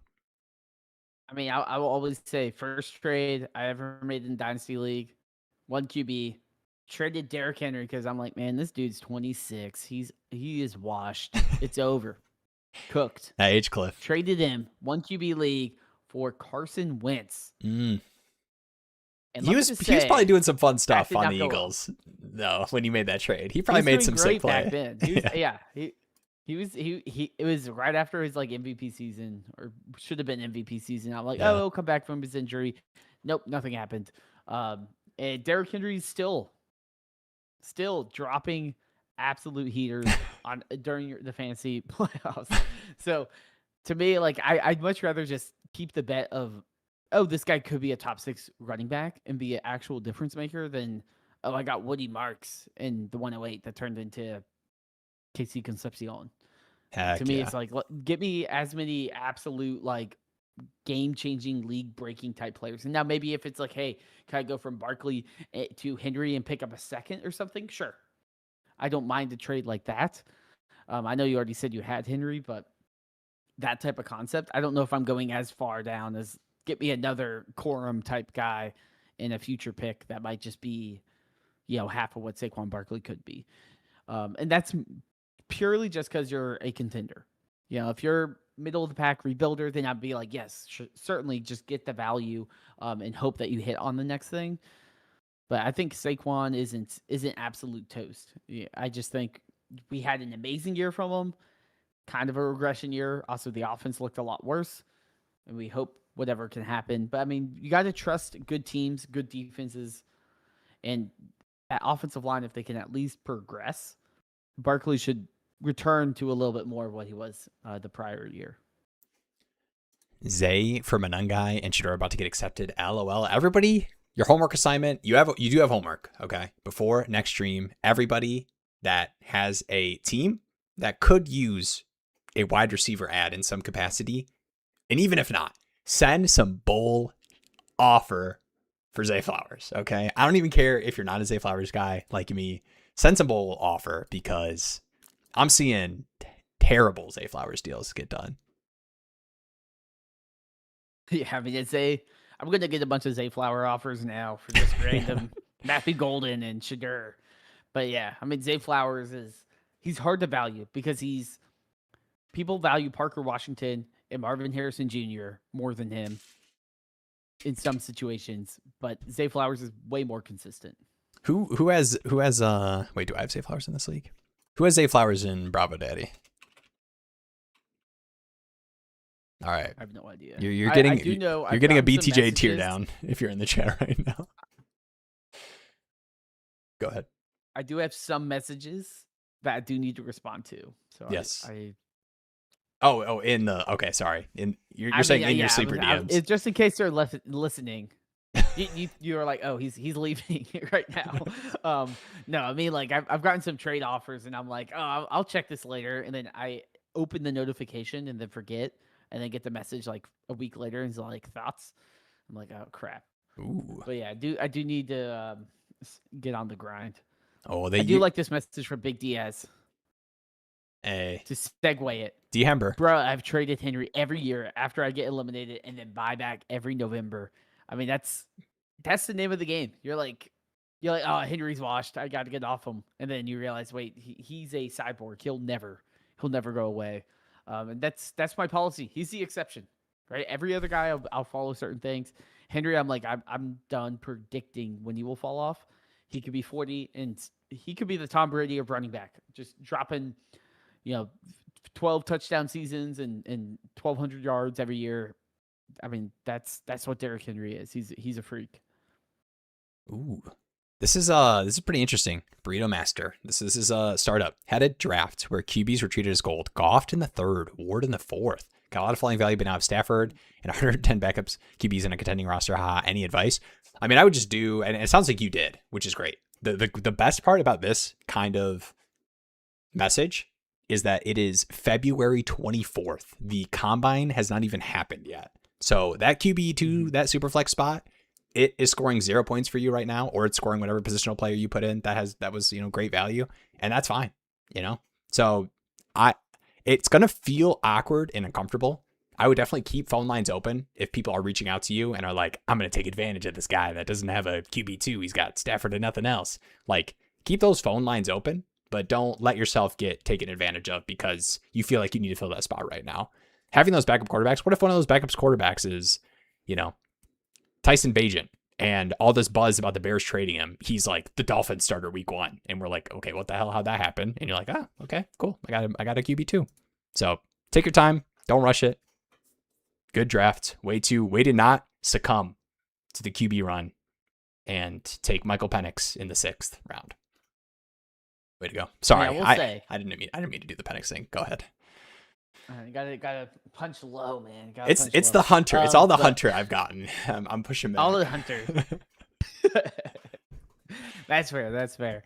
No, I mean, just to add on to that, I mean, I think when you're doing a draft and everyone follows a certain strategy, just zagging just to zag and have a different build is something that is very unique. Your team is probably very different than everyone else in your league. And teams are going to be sitting there with Goff, Lawrence, Purdy, whatever. Yep. And they're going to be like, okay, I should sell one of these guys. And they're going to realize everyone in the league overdrafted quarterbacks, so they don't want to pay for a quarterback. But you are going to be the only one that didn't. And you're going to be like, I'm not going to pay a lot. Like, the market is nobody else. Yep. Like, I'm the only one in town. So you're going to be able to get decent value, I think, on a lot of these guys when things do come up. And like you said, 110 backup quarterbacks. Well, guess how many play every year? It's like 50. Yeah. 50 backup quarterbacks or something actually see playing time during the season. So while right now, maybe the Hall of Fame game, you don't have 2 starting quarterbacks. As the season actually goes, you should be able to plug and play a lot of them. And if you are able to do that, that's a huge way to gain a ton of value. Because if you can get Joe Flacco for 6 weeks or something like that for next year's season, and you don't have to pay a 3rd or 4th startup pick for him, I mean, that is gold, because that means you're sitting there with Jonathan Taylor instead, with Derrick Henry instead of taking Jared Goff or someone that, while Jared Goff, Cam Ward are good quarterbacks in theory, fantasy-wise, they're not in practice that irreplaceable. Jared Goff is a good quarterback in practice. Say it. 20 other guys. No, he's kind of the Bryce Young of the NFC North. He's got a great team around him. But no, I was just gonna say real quick, like, you know, Aaron Rodgers is like, I'll do one more year for the Steelers, and you know, buy him for a 3rd-4th swap. Like, if that's like your worst case scenario, you killed the draft. Good work. All right. While on the Parker Washington topic, I got Breece and Ladd for Bucker and Parker recently. I think I capitalized on the sell high value of Parker pretty well. Thoughts? This is alongside the reports. It sounds like the Jets, and I was kind of expecting this. I don't have a lot of Breece anymore, but it still saddens me to see. Probably going to stay with the Jets. If they don't work out a long-term deal, he's going to get tagged. Figure out, whatever that situation looks like next year. But with that being said, Breece and Ladd or Bucky and Parker for you? I go Breece and Ladd. I am too. I do like Bucky a decent amount. I think this is pretty fair. I don't think this is like a steal or anything like I'd be. And great profile picture. Go Lions. I'm wearing this is a great Goodwill find. This is a Detroit Pistons little stitched crew neck there for find. You. Thank you. Sorry, I got distracted by. You worried about Cade? Cade in the castle? I am. Nah, dude. Those Wemby games. Thank God Wemby's on the Spurs and not like. I don't know. It's I don't know. I didn't mean this turns into talking down on the Spurs or anything, but he's a monster. He is not human. No, he's an alien. Wemby reminds me of like year 2 of Mahomes, where he's just first games he's throwing for 50 touchdowns, and you're like, okay, like it's over. Like Tom Brady, like I'm like LeBron, pack it up. Like it's like the old guard is gone, and we know as long as Wemby's healthy, he's gonna be something. And Stephon Castle as well. I mean, he's been he is. He's defensively so impressive. Yeah. And even offensively, he's coming together. Anyway, back to your trade. No. Okay, you let me have one Cade note. NBA moment. It did sadden me though that I feel like Cade was finally getting the like. Should this be like a MVP conversation name with like the way the Pistons are playing right now and Cade, and then nationally televised game has a little stinker. Yeah, big nationally televised game. He poops his pants. Well, I mean. That's what happens when you go into the castle. But yeah, I mean, I will say, I mean, this trade comes down to, do you think Parker Washington is close to Ladd? Because I think Breece and Bucky, you would probably say, are pretty close, especially given Bucky last year wasn't anything crazy to write home about. And with Sean Tucker getting decent goal line usage, we assume that will probably still continue to some extent. Now Rachaad White should be gone. Yeah, that is the one thing. Clear up some of the mess. That's like the one thing.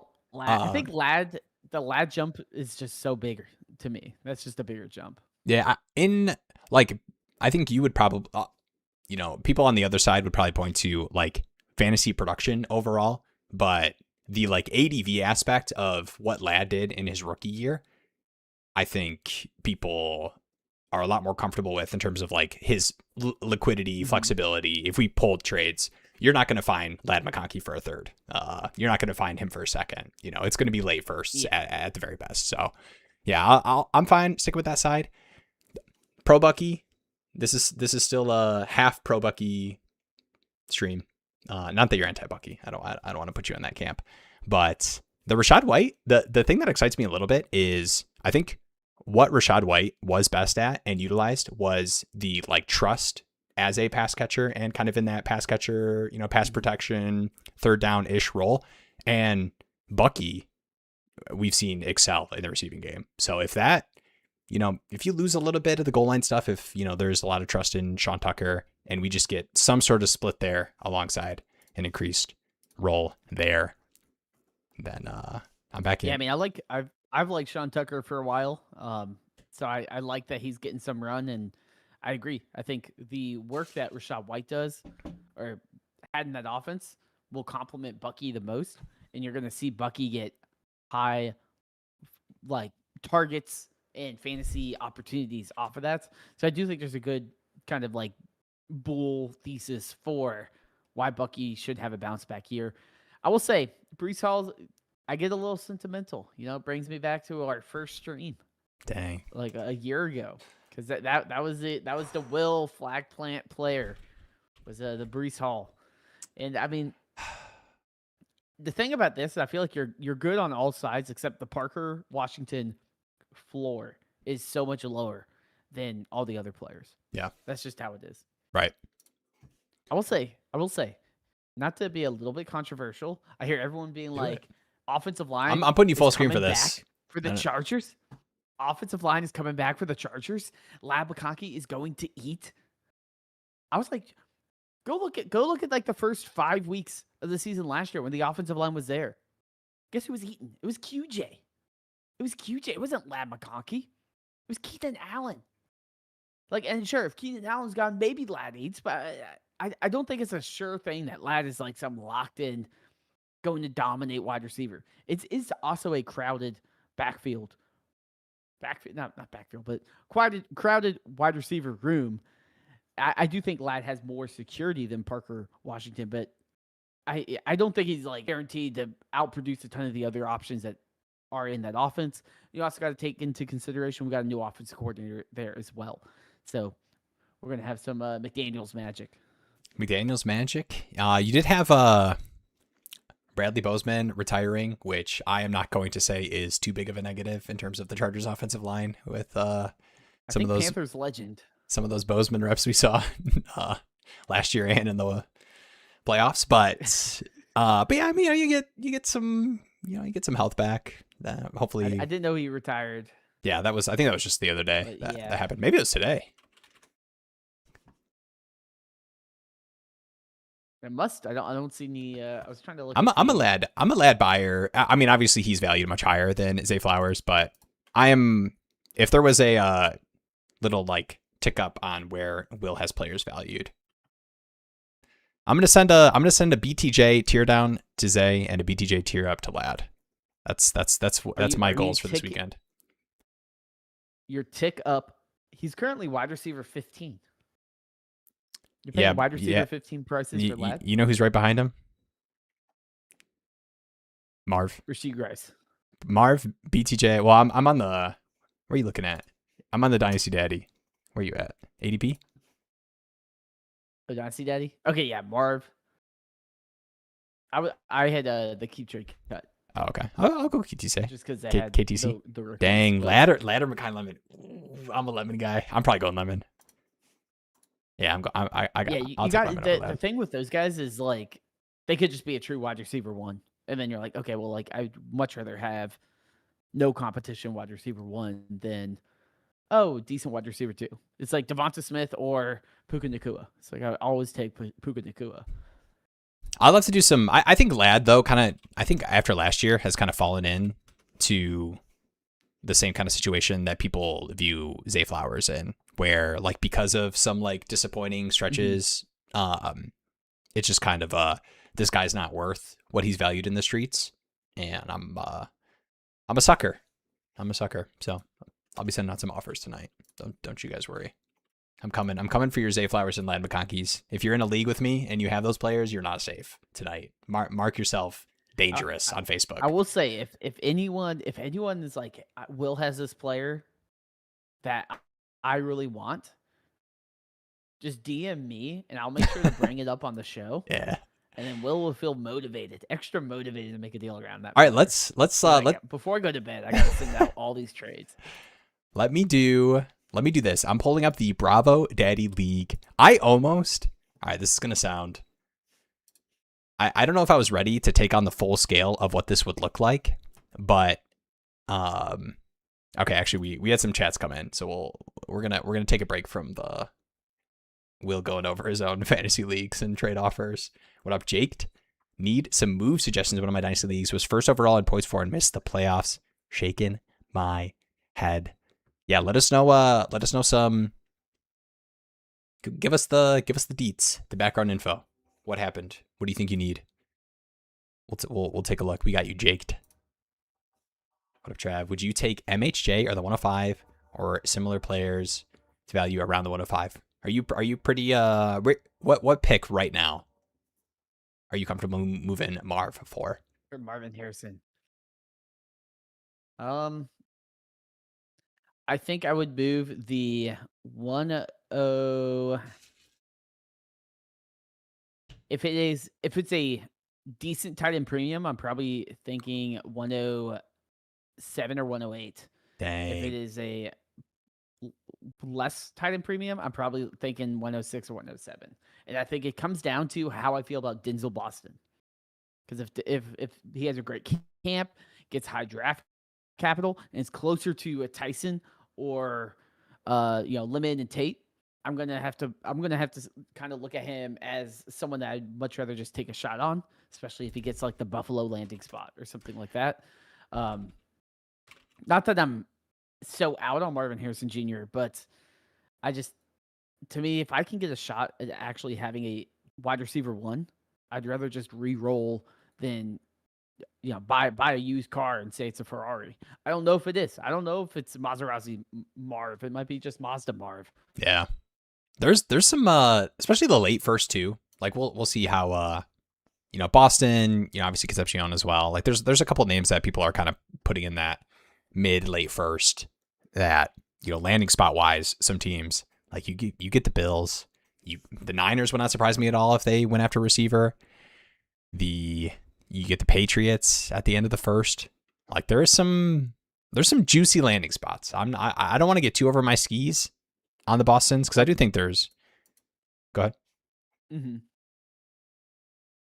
Well, I was just gonna say, like, I do think the big drop off is probably the 109, right?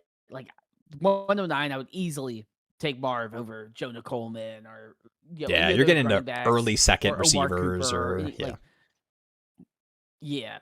But if like Boston or KC get really good draft capital, like if they get first round draft capital and KC goes to the Buffalo or Denzel Boston goes to Buffalo, and I think Boston is frankly the one that is a more interesting profile that I could see sneaking into that top 6 realistically and being considered in the same tier as Tyson.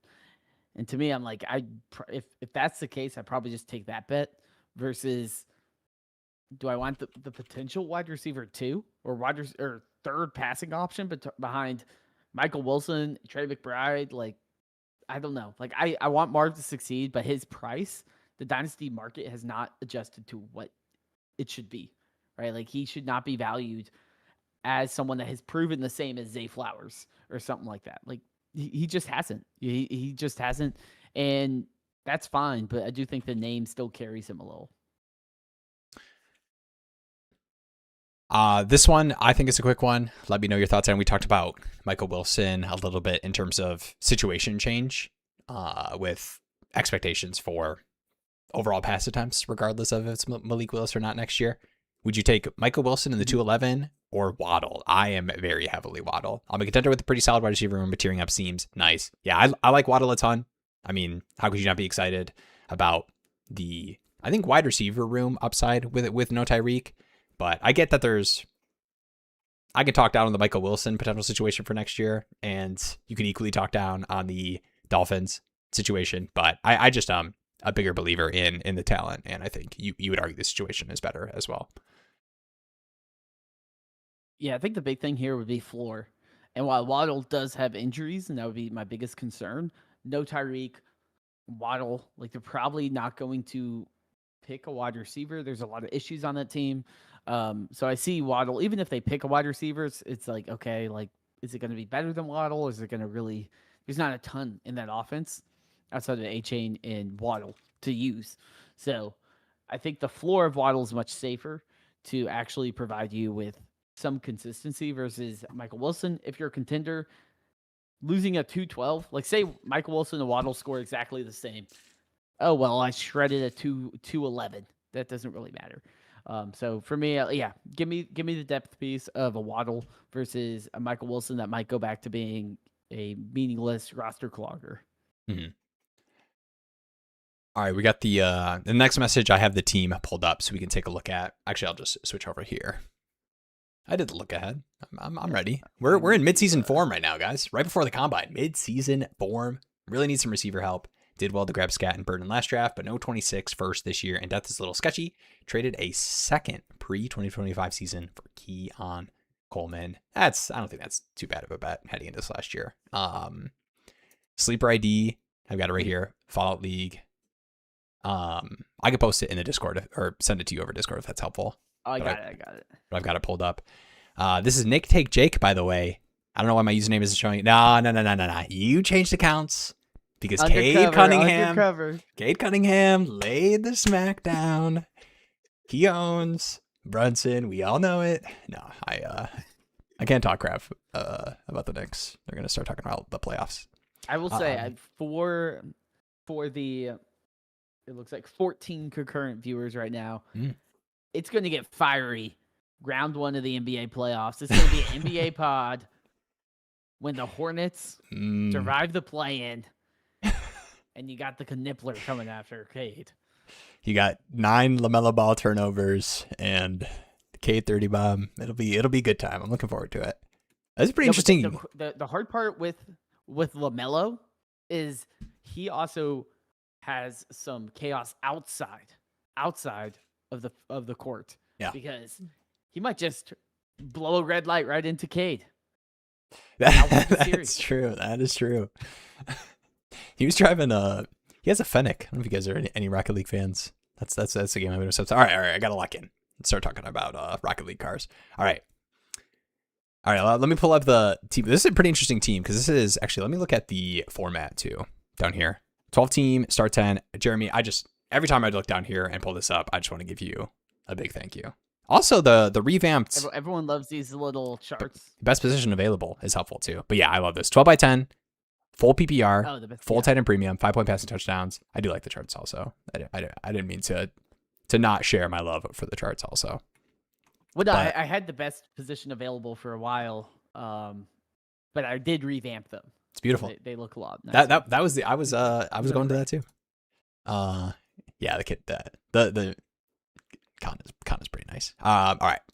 Need some receiver help. You have Burden. So the receiver room is, and this is pretty nice. It looks like you only have to start 3, which is nice. I'm assuming you're flexing Fannin with alongside Bowers. So that's one of these stars we can remove from. Yeah, the full tight end premium. Tracy, if you're playing, whatever Giants running back, if it's H.N. Hall, Scat / Tracy, Drake London, Burden. I don't know if do you think this team needs receiver help? Drake London, Luther Burden, Terry McLaurin, Juwan Jennings, Josh Downs, Jayden Reed. I would say it needs receiver consolidation. Yeah, if that's possible, for sure. Because unless if this is a BestBall team, like the amount of like Reeds, Downs, Booty, Jennings, Coleman, like can I staple 3 of them together and try to tier up or just liquidate for something? Like can I okay, like a future seconds, yeah, and then convert the seconds into a tier up off of Michael Wilson or something like that. That would be the direction I go to because like close your eyes and go on an adventure with me to week 7. Okay, I'm there. And you have Jayden Reed and Downs and Booty and Jennings and Coleman, and they're all projected 8 to 12 points. And you're combing through all the match. Like, do you want to make that decision? Like, honestly, That's just like rolling a dice and hoping you hit the right one. So to me, I'm like, let's simplify that a little bit. You don't need that many wide receivers that hold some sort of value, right? They're not true like John Minchie's and Royals, but they have some value. So, like, let's try to extract some of it. Like, maybe you can sell the Michael Wilson and Jayden Reed and the Booty. And then it's like, okay, Downs and Jennings and Coleman are your flex. And you can live with that. And then try to find a tier up somewhere else at wide receiver. Because right now you just have so much value at wide receiver, but it's spread out across, like, 12 different players. Yeah. I think that is a great starting point. I would definitely look to do that. And there's actually a couple teams. I mean, this one's a little tough. I mean, this guy's got Chris Godwin, Trey Tucker, Thornton. Like, I wish this Godwin was a little bit higher. That, that consolidation would make a little bit of sense.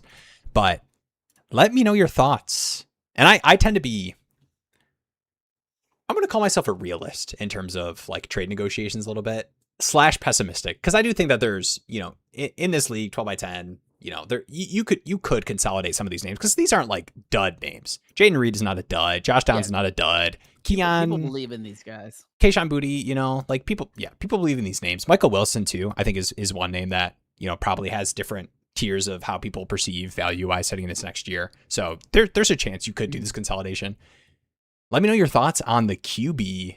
I know it gets a little sketchy if you think this is like the Stafford last year, but Josh Allen, Baker, Stafford, would you be interested in either down tier or moving off of Baker or Stafford to really try to attack the wide receiver with like a QB plus receiver to like get up somewhere? Like Stafford plus. Stafford would be the only one I would move. You got a Bonix. If I could do Stafford plus Michael Wilson and get up to an interesting wide receiver, then I would consider that. Yeah. It might be tough. Like these.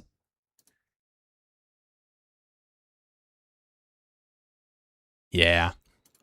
There's only one team I think that there's a Jalen Hurts, T Higgins. Okay, there's a Jalen Hurts, Daniel Jones, Michael Penix team. Would you try to target Lad T off of this team? With like you could give wide receiver plus quarterback. You could even try to get I wonder if you try to get Daniel Jones back or something. Like what if there's some like buzz about contract extension stuff coming off the injury. Penix, whatever. Like that's a name. Daniel Jones with a torn Achilles is valued more than Michael Penix on KeepTradeCut. That's crazy. Well, you know what, Penix? You do get the star, though. I'll give you that. He's got the star next to his name. On Dynasty Daddy too, man. Oh, I'm taking. Dude, my bags are Michael Penix. This was. You're probably right. Right. It's not even a disagreement. This is just like staring yourself in the mirror kind of deal. No, I agree. It's nothing I thought about. Like because I'm like, well, Michael Penix is also injured. He's had like 3 ACL injuries. And I'm like, okay, like I get it, but I was just like, man, I just think Achilles is so much scarier than like, oh, ACL. Like it's not like the early 2000s. And like ACL, you're like, oh my God, I hope he comes back. ACL? Yeah, Achilles, I'm like thinking about Halliburton on the floor. I'm like, oh my God, I hope we ever get back there. And I'm like, Daniel Jones, I hope we ever get back there. But yeah, I guess both of them are badly Penix, injured. hey, they isn't it like when you tear it, it's stronger? Like he's 3 in. He's used to this now. This is like something like that. No, I think isn't that the Achilles? I was the Achilles. You lose the burst, but it's like what does he need to do? Plant when he throws? Cam Akers, where he tore both his Achilles and then was like could never get injured again. Oh gosh! All right, I gotta pull this one up just because we're on the Michael Penix thing. Torched this guy with Penix. Brutal start to the chat message after what's gonna transpire tonight. Send him Penix, and he sent me back 2 seconds. Stafford, Jennings, Cedric Tillman. That is crazy. 2 seconds on top of it. That is just like, what do you win when you win? Is what I'm looking at right here. Like, what do you win if like Penix is the Falcons starting quarterback for 2 seconds? Stafford plus. Sorry, I'll.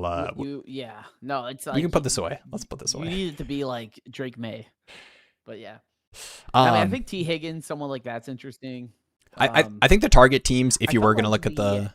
Go ahead. Sorry, what were you saying? I was going to say the Ghoul.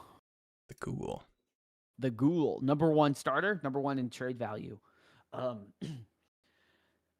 He has the Travis Hunter question mark. So he could. I think he's someone that could be convinced by the Jayden Reed types. He's probably like, oh yeah, I have a crap ton of picks. I have Bijan, Gibbs, Gen T. Need for kind of some sort of speculative. Maybe they have some upside wide receivers. A Jayden Reed, Michael Wilson, those types of players. You could probably pry away like a pick or something. And then you could use that pick to go buy a vet, or you can just use it to say, hey, I'll try to get the 108 and then go get Casey Concepcion or someone like that. And this team is spooky. Fever. Lamar, Mahomes. You got the Mahomes and Drake. What is the ghoul? Bijan, Gibbs, Genty. And then I do think they probably look at the receiver room and are this is the hoping to hit somewhere in these 107, 108, 109, 110, 111, 112. Man. Oh my. This guy. He is ghouling all over you. Nick, take Jake. How'd you let this guy ghoul on you like this? Yeah, you torched the Penix guy. Say, if you hang out with him in person, what you need to do is take his phone and then log into his sleeper and add you as a co-manager and then just trade all the things or kick him off the team. You got to swap teams. That's probably the best move. Yeah, the ghoul is a pro. All right. I'm going to say this right now because I do think it would be a monster to tackle. And I actually think my Bravo Daddy startup is not the best example of this because I actually did try to compete a little bit, but I tried to compete while acquiring first. But I am such a believer in the first year punt. I think it is so broken of a startup strategy in terms of, especially when if you're the only team doing it and you have 11 takers in terms of teams willing to trade up and you don't even care about like the tiers that people are trading up into, it is broken because people are firsts are nuts. But I think acquiring seconds for what people perceive to be like meaningful impacts to their rosters.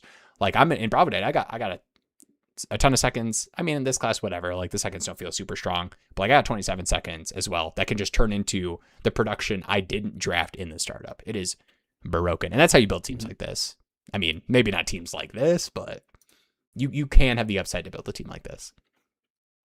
Or you get a bunch of those Michael Penix deals and people are just handing stuff to you.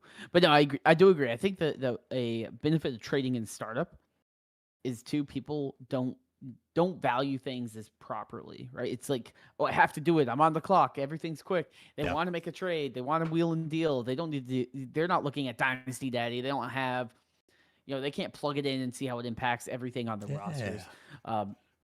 And with startup values, it's so hard to value. So I think you're able to kind of acquire first round picks at a premium because everyone is going into this being like, yeah, my team's going to be pretty good. I got Bijan. I got, I already got Bijan and yada, yada, yada. But once you have your full team and you're comparing against all other teams, then people start realizing, oh, I do have weaknesses here. I'm probably not good here. This team's really good. So there is you can kind of get a premium on those picks because no one's properly valuing them. Yeah. Oh, we got a first year punt. All right, I'll pull this one. Let me get to that one. Oh, that was $100 buy-in, and you got the punt and the home league too. That's the final. That's cherry on top, dude. Are you? Oh, you got bad vibes about your home league? Looking dire. It's looking dire for your boys' home league. Yeah. Is it like looking dire enough that you're? Oh, okay. This is. Ooh. Dude, you don't see those often. You don't see a true super team. This guy. Thank you. Appreciate the super chat. I know you got money to blow though with this kind of team and $100 buy-in in this super team in your home league. I appreciate it. Thank you. I'll get the. I'll say. This isn't plugged in, guys. This is my little play sound effect thingies. I moved, tried to get the camera all set up. You'll see in the video my lighting got a little weird, but no, we'll get the ball in going on the next one. Appreciate it. Appreciate you. This team is nasty though. This thing is crazy. First year punt. I will say this is the first league I think I've ever seen a super team and then also a trust the process, like a top and bottom. Dude, this is nuts. Like this is like yeah, like the picks seem a lot. I'm a lot less worried about the picks when like this could all easily. You have so much liquid. Oh, dude, I didn't even get down here. I'm not even looking down at the Devontae Rice Romadudze. Bro, Rice retires from the NFL or like gets a full lifetime ban. This. You're like, water under the bridge. It happens. Currently, and obviously, but your RB4 is probably Ashton Jeanty. That's crazy. Right? This seems insane. Like CMC is your fourth most valuable running back. Let me look at the second best Devontae starters. Adams at 6. Like that's crazy. Dude, the second best starting team you are dusting. That's crazy. This team's nuts. You're going up with they're rolling out Sutton and Kincaid. And you have your tight end 3 is probably better than your tight end 1.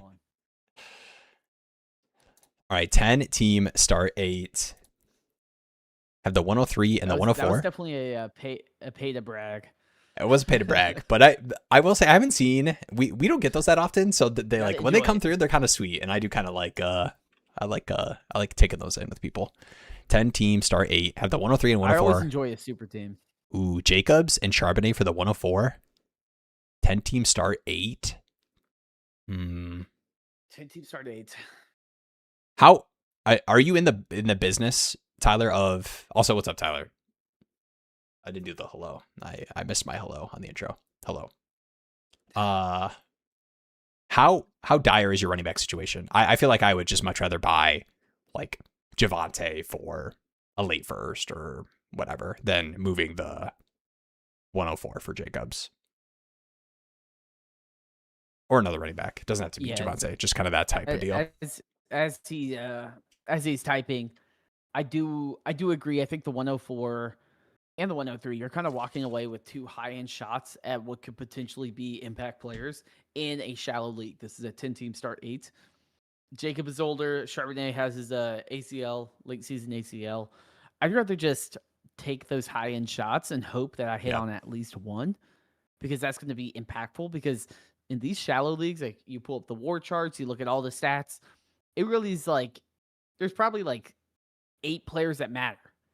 And if you can get one player that can have a stretch of being one of those 8 players that matters, it's going to put you up there much higher than someone like I mean, Jacobs is one of those guys that does have that upside of being a player that does matter. I don't hate buying Jacobs. It is a questionable overall spot. I don't either. I'll probably do it with like the 106. Yeah, the thing with the 104 is, like you said, you're in potentially, mid first receiver upside bet, which if we look back, I'm gonna pull this up just because I did the work to reference this. But top 15. All right. I gotta Jeremy, can you interrupt me? I'm gonna pull up Jeremy, got anything? Nothing. 1 second. I'm lost, but I mean, we'll figure this out. I'm curious about Jacobs. Going into next year, your screen's behind for me. So all right. I can't. My bad.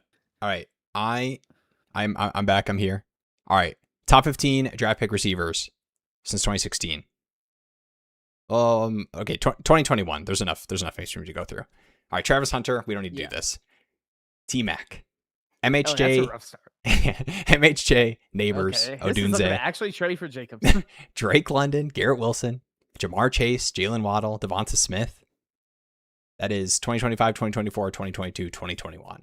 All the top 15 draft receivers. Now, a lot of those were closer to within the top 10, but like the upside for that versus what Jacobs will give you for a couple of years in a shallow league, I think is worth it. Because if you hit on, even Rome at spots, that can turn into Jacobs type plus.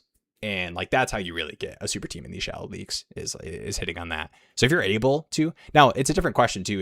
If you come back and you're like, hey guys, I get it, totally understand the process of what you're talking about. You cannot buy a running back that gives you any kind of production for anything later than the 107. Like that's not possible. And if that's the case, then it's probably a different conversation. And maybe you do move the 104 and aim a little bit higher than Jacobs. So let's do that real quick. Let's pull up the running backs. What running backs would you be comfortable shipping out the 104 for in a 10-team start 8? Oh, I'm still linked to the other. It's probably in the 104. Chase Brown, Kyron, Saquon. 10-team start 8. I'd aim. I mean, I would start at James Cook. Aim Henderson, Bucky type range. Yeah. I'd aim for James Cook. I mean, I don't think. I mean, if people... James Cook. Honestly, even Jonathan Taylor, he had the slow finish to the year. I think after that it's harder, right? Amarion Hampton, H.A. GT, you're probably it's crazy. You're just not going to be able to get those guys unless you want to ship both of them. Yeah.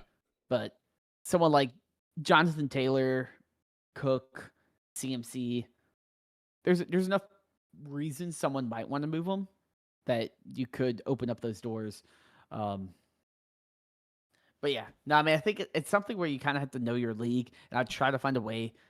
Because the thing, too, is like you might be like, oh, man, Travis Hunter, Dookie, Marvin Harrison Jr., Dookie, right? All these guys like aren't really living up to the hype. You much rather just have that bell cow. You got to think about how many off-ramp opportunities you have for those players as well. Even Travis Hunter, even Marvin Harrison Jr. We were talking earlier, where it's like so many people are still sending first-round picks for Marvin Harrison Jr. I was saying I'd still send like the 107 for Marvin Harrison Jr.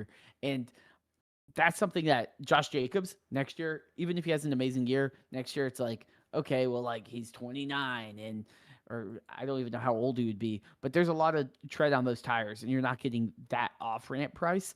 Week 8 comes, you're like, man, I really need a running back.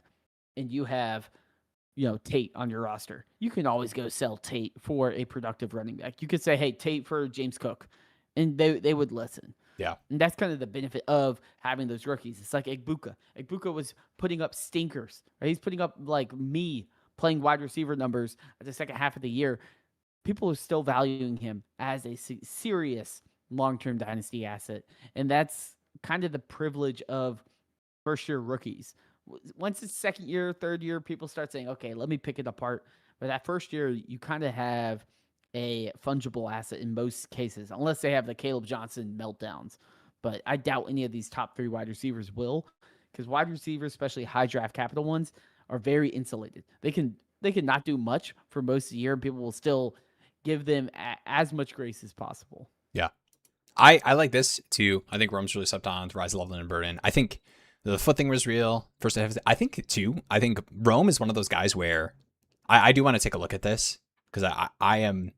You ever have stats or things that you are like 95% sure are true, but like you haven't looked at the data to back it up?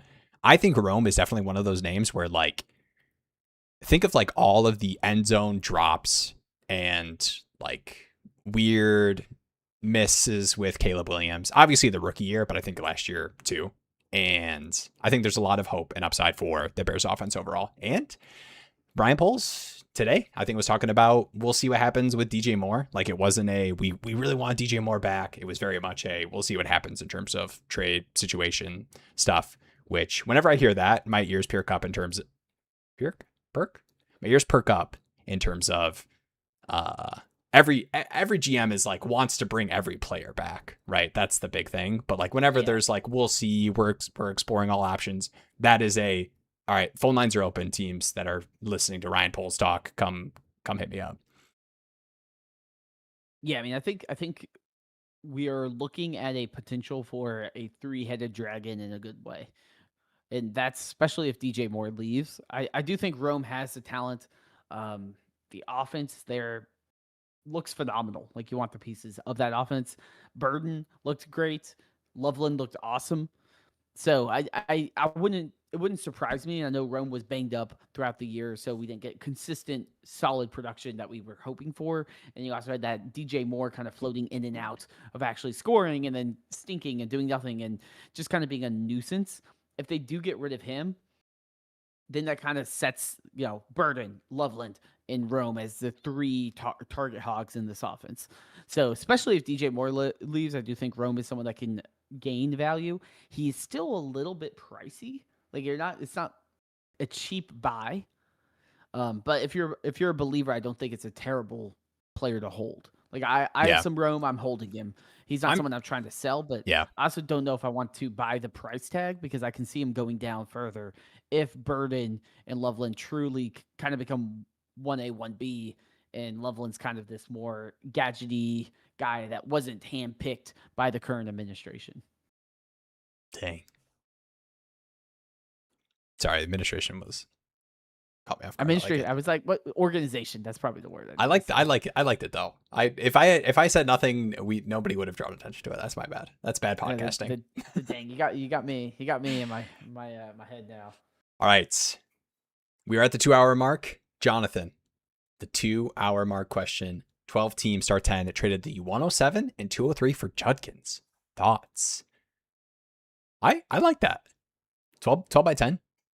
107. Like there is no, I'd be curious what the tight end premium looks like. I know coming off the injury in the Brown situation, but I think the like ADV upside of whenever Judkins is back and healthy, like let's say 2 years from now, Browns have the 101 pick and whatever. The QB1 of next year's class is a Cleveland Brown, and Judkins had a decent end of the season and is still getting 18 carries and 2 targets a game. I think he is hired. I would make the bet that he is hired decently higher than the pick I make at the 107 and 203. Yeah, man, I think it kind of comes down to the Sadiq bit, and like it's a speculative range, right? Is that 106, 107? I like the guys the there. Top 5, we know top 5s are great. Boston and Sadiq, both those guys are guys I could see getting steamed up and saying, I probably would prefer those guys in a banged up running back on a bad offense. Yeah. But he might get zapped too at the beginning of the year. If the tight end premium is pretty weak, I feel much better about that deal. No tight end premium. So yeah, okay. This is good to context that too. Helps. That on helps both notes. The second sentence too. Bam Knight and Chris Rodriguez last year. I've got some. I'm with you, man. I was playing some Chris Rodriguez last year. Didn't play any Bam Knight. You know what's bad when it's a Chris Rodriguez and Bam Knight, but NC State legend. There you I go. think that's the first time I mentioned NC State. But anyway, I think given that context, yeah, I feel much better about making that deal. It's probably a little. It sucks to also give up that early second, I feel like. But yeah, that's fair. I get the desperation for a running back that you can be like, okay, I have a guy that actually should get some decent workload. So I don't mind it. Sometimes you got to put in that thing that makes you a little bit uncomfortable to get the deal done. And if there's not a lot of youngish running backs that can kind of fit your window available, I don't mind you taking that, because the running backs that you're getting in that range are nowhere near as good as Judkins as a profile. Yeah, and obviously like the KeepTradeCut, Dynasty Daddy market, rankings aren't scripture in terms of like how players are valued, but the like that price that you're getting, like I think if you like Breece, Bucky,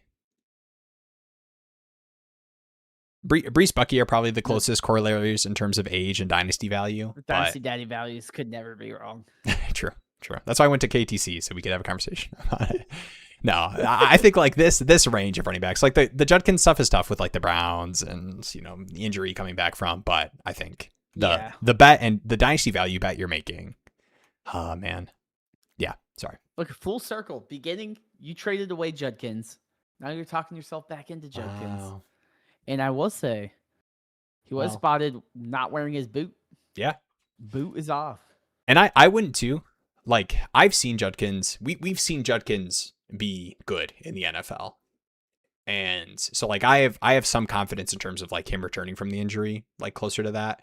But that is injuries that even if I just don't get spooked first couple weeks of the season if the Browns offense is not producing a 100-yard running back that is coming off an injury. That's all I wanted to say. That's all I wanted to close on. I mean, judging by the running backs too, I imagine it's a situation where you're not like, I need immediate production week 1. It's probably like, okay, like right, this you're is filling a it out project with the rest of your team. Kind of fits more my window. Yeah. All right. Any closing thoughts, Jeremy? We're coming up on combine hype season. We're gonna get some measurements. Gonna hear some offseason buzz. Stay close, as I had mentioned. Tomorrow, if you're not subscribed and have alerts on, the rookie mock that Jeremy and I did, the first round with landing spots, is dropping tomorrow. Was a fun one. Definitely check that out. good exercise. And yeah, combine season. Guys, combine, the free agency into NFL draft, it is here. It is here. Dynasty never sleeps. Any closing words, Jeremy, or did I cover all the possible closing words there? I mean, it's hard to follow up that. I mean, that was a phenomenal wrap up. I will say we got updates coming to the site as always. We got our new tracking and stats on the trivia games for the team game and the reverse grades, as well as a bunch of Pokemon games for my wife. Those are now live. So if you enjoy those, definitely check that out. And I'm continuing to try to improve that. I've been trying to kick around ideas of like adding friends list or something where you can like track, share, see each other's playing games, and also be like, oh, I can see my friends' fantasy portfolios, and they added a bunch of BAM nights. I need to add some BAM night to my leagues or whatever. All right. So have you done around some ideas there? Do you know the Pokemon Wordle? I have no idea. All right, let's go. Mudkip. Oh God. This is Will's nostalgia Pokemon. Ooh. Gen 3. Wow. Okay. Basic. I got the height. Base. Okay. Interesting. This is getting us ready for the combine. With wow. The, all right, so it's not a water type. Do you know? Do you know if this means that it has a second type? That means. Well, I know that Mudkip doesn't, but it means it does have a second type. Okay. Mudkip is only water, and so it does have a second type. So Hoenn. What is a good 2 type? I know the base XP is kind of messing me up because I don't feel like I have a good feel of that Pokemon wise. So I'm going like I wanted to go like a first evolution. Yeah, because there's not a ton of basics that also have 2 types. Is Beautifly 2 type? Yeah, but that's not a first evolution. Was like Kyogre, or not Kyogre, it's water, but isn't it like Kyogre? Like one of the legendaries, are they dual types? Because those technically are basic as well. Yeah, I'm getting a little tripped out by the base XP though. Does that mean it's true, yeah. The base XP small is going to be like a tiny Pokemon. Where's Becca? We need Becca. Dang. I know we need her to be shouting out some Pokemon. She probably fell asleep. Maybe like a Man, I feel like I'm disappointing my 5th grade self right now. You started. I know this is a great start. I almost wish the start was worse so that my second guest didn't feel so. And then now you're like targeted. All right, we're going to the chat for this one. Okay. You got meditate. The base XP was right. Oh, psychic. Okay. Okay, psychic. Shorter height, so even lower base XP.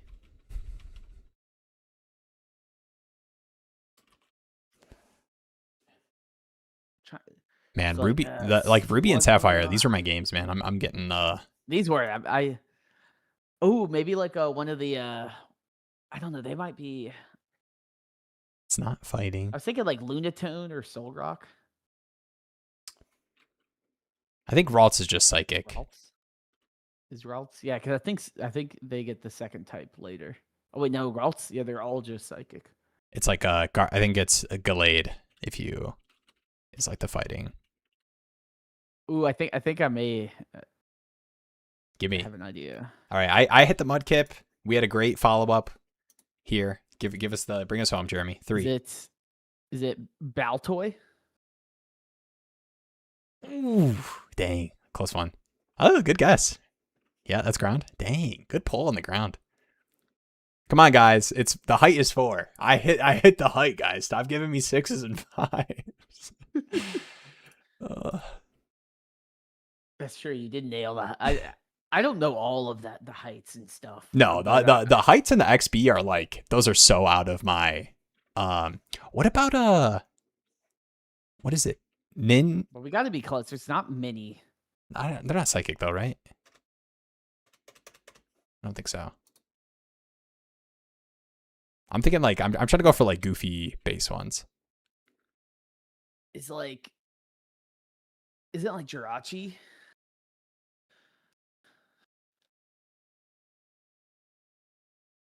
Is Jirachi 2 types? Deoxys I'm trying to think of like light Pokemon though. Yeah, that's true.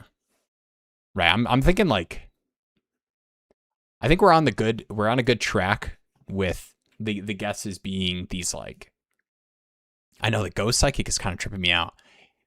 I love Ghost Pokemon, but I also have such bad memories from Ruby with like that like Ghost area. Like was that the one where you like keep falling through the floor in that one building? You know what I'm talking about?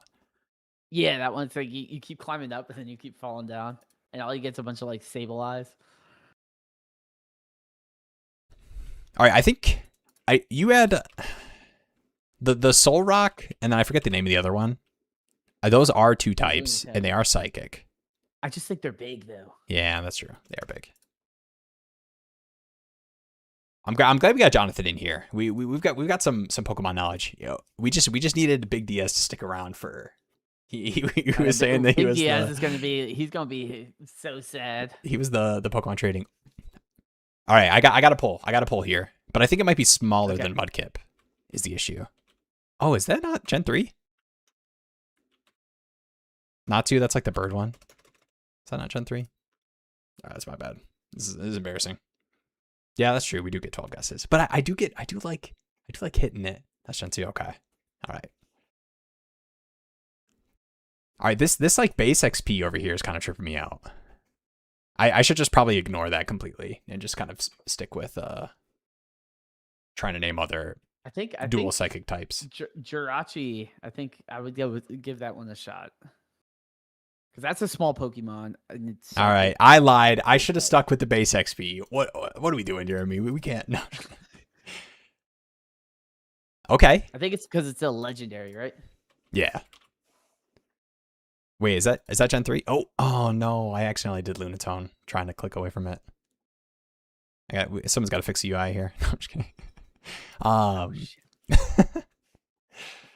right, Becca, you came at the right time. Are you I'll give you another. You can have the next guess.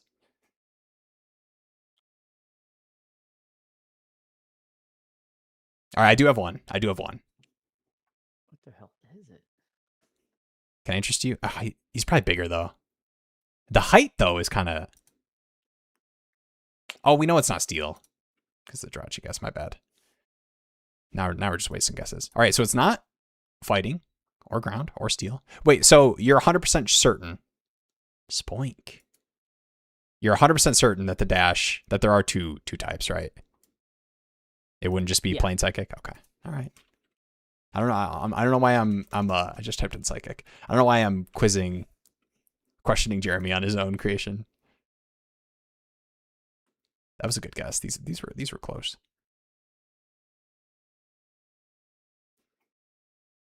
Wait a minute. Abra is just psychic, and he wouldn't be counted as Gen 3, even though he's in the game.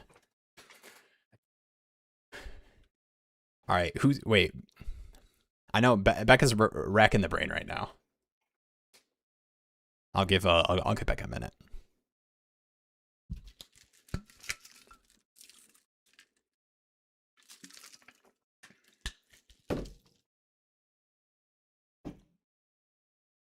What's the type you most Bindles is here. Bindles, you got us on the Pokemon World, don't you? Came at the right time. This is how we're closing out the stream. All right, we've got a banger first pick on my side here. This is what we're working with, but it's psychic. I think I may have a new discovery. Uh-oh. Because I started getting stressed out here. We were just chatting Pokemon. Oh, dang. I mean, I'm down to talk about Mudkip. Mudkip, this is my first Pokemon I got to 100. The funny Pokemon will lore that I think I already told the story, but I beat Ruby when I was a kid, and then I begged my grandma to take me to the store so I could buy the new Pokemon game, Sapphire. I didn't know that it was just the same game in with slightly different Pokemon. A different legendary, but I was just a girl. That's what I did instead of telling her that I made her buy me the same game that I already played. I will say I have Sapphire. to add something to my to-do list. Okay. Because the single type Pokemon, it should show the second type as nothing being correct. Because I got impatient. I was like, what the hell is this one? I don't know how many dual type psychics there are. It is a single type psychic. Oh, you're saying it is a single type psychic. It is. I need that thing to show green. That is my bad. That's my bad. So I can guess. Bingles is right though. Bindles is it Bindles? Yeah, Bindles. My bad. Ruby, Sapphire. Those are the best. Emerald. All right. Somebody give me a better single that meets this category before I type in before I enter this. Well, I know the answer now, so Wait, you know I'm compromised. You know 100%? That's why I was like you played it to test yourself? Oh. Yeah. Well, I was worried there was a bug, which there kind of is. Yeah, I didn't think you would. All right, somebody give me a better guess, and if I don't see one, I'll type this in. Oh, it probably is Ralts, right? He's probably the same height. Bang. Oh, wait a second though. Did Ralts become fairy in a newer game? Is that what happened here? I think maybe. Oh, you're off the hook. I think. Oh, that's what it is. Yeah. Jeremy's off the hook. Let's go. I'm clear. I didn't realize. Dang. Yeah, I forgot fairy. Bro, we could have had Ralts. We could have had Ralts here. Actually, the fairy would have tripped me out. I played because fairy was right when they had the fairy evolution, right? Was it that same game? That was like the new type. We have a new evolution thing. Yeah, Sylveon. It was Sylveon, I think, right? Yeah, and that was the last Pokemon game I like played, and then I don't know. I just wasn't as into the newer games, which I probably should try out because I know they're like a different style. I've heard not like great Sun things. and Moon. Becca just finished ZA. And I know she's excited for Poketopia because it's like a Animal Crossing Pokemon. Oh yeah, that's like the Ditto one where you're. Yeah, the Ditto possess the dead trainer. Jeez. We need Kaleb Johnson to possess Marvin Harrison Jr. But good. But yeah, I mean they're supposed to announce the next gen.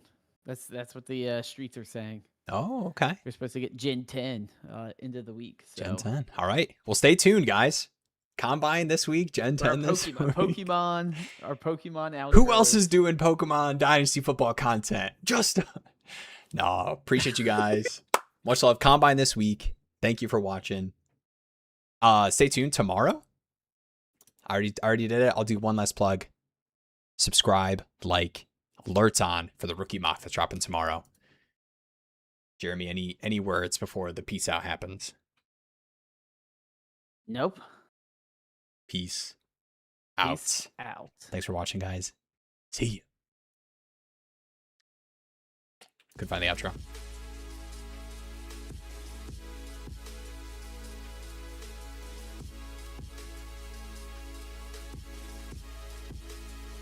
Yeah.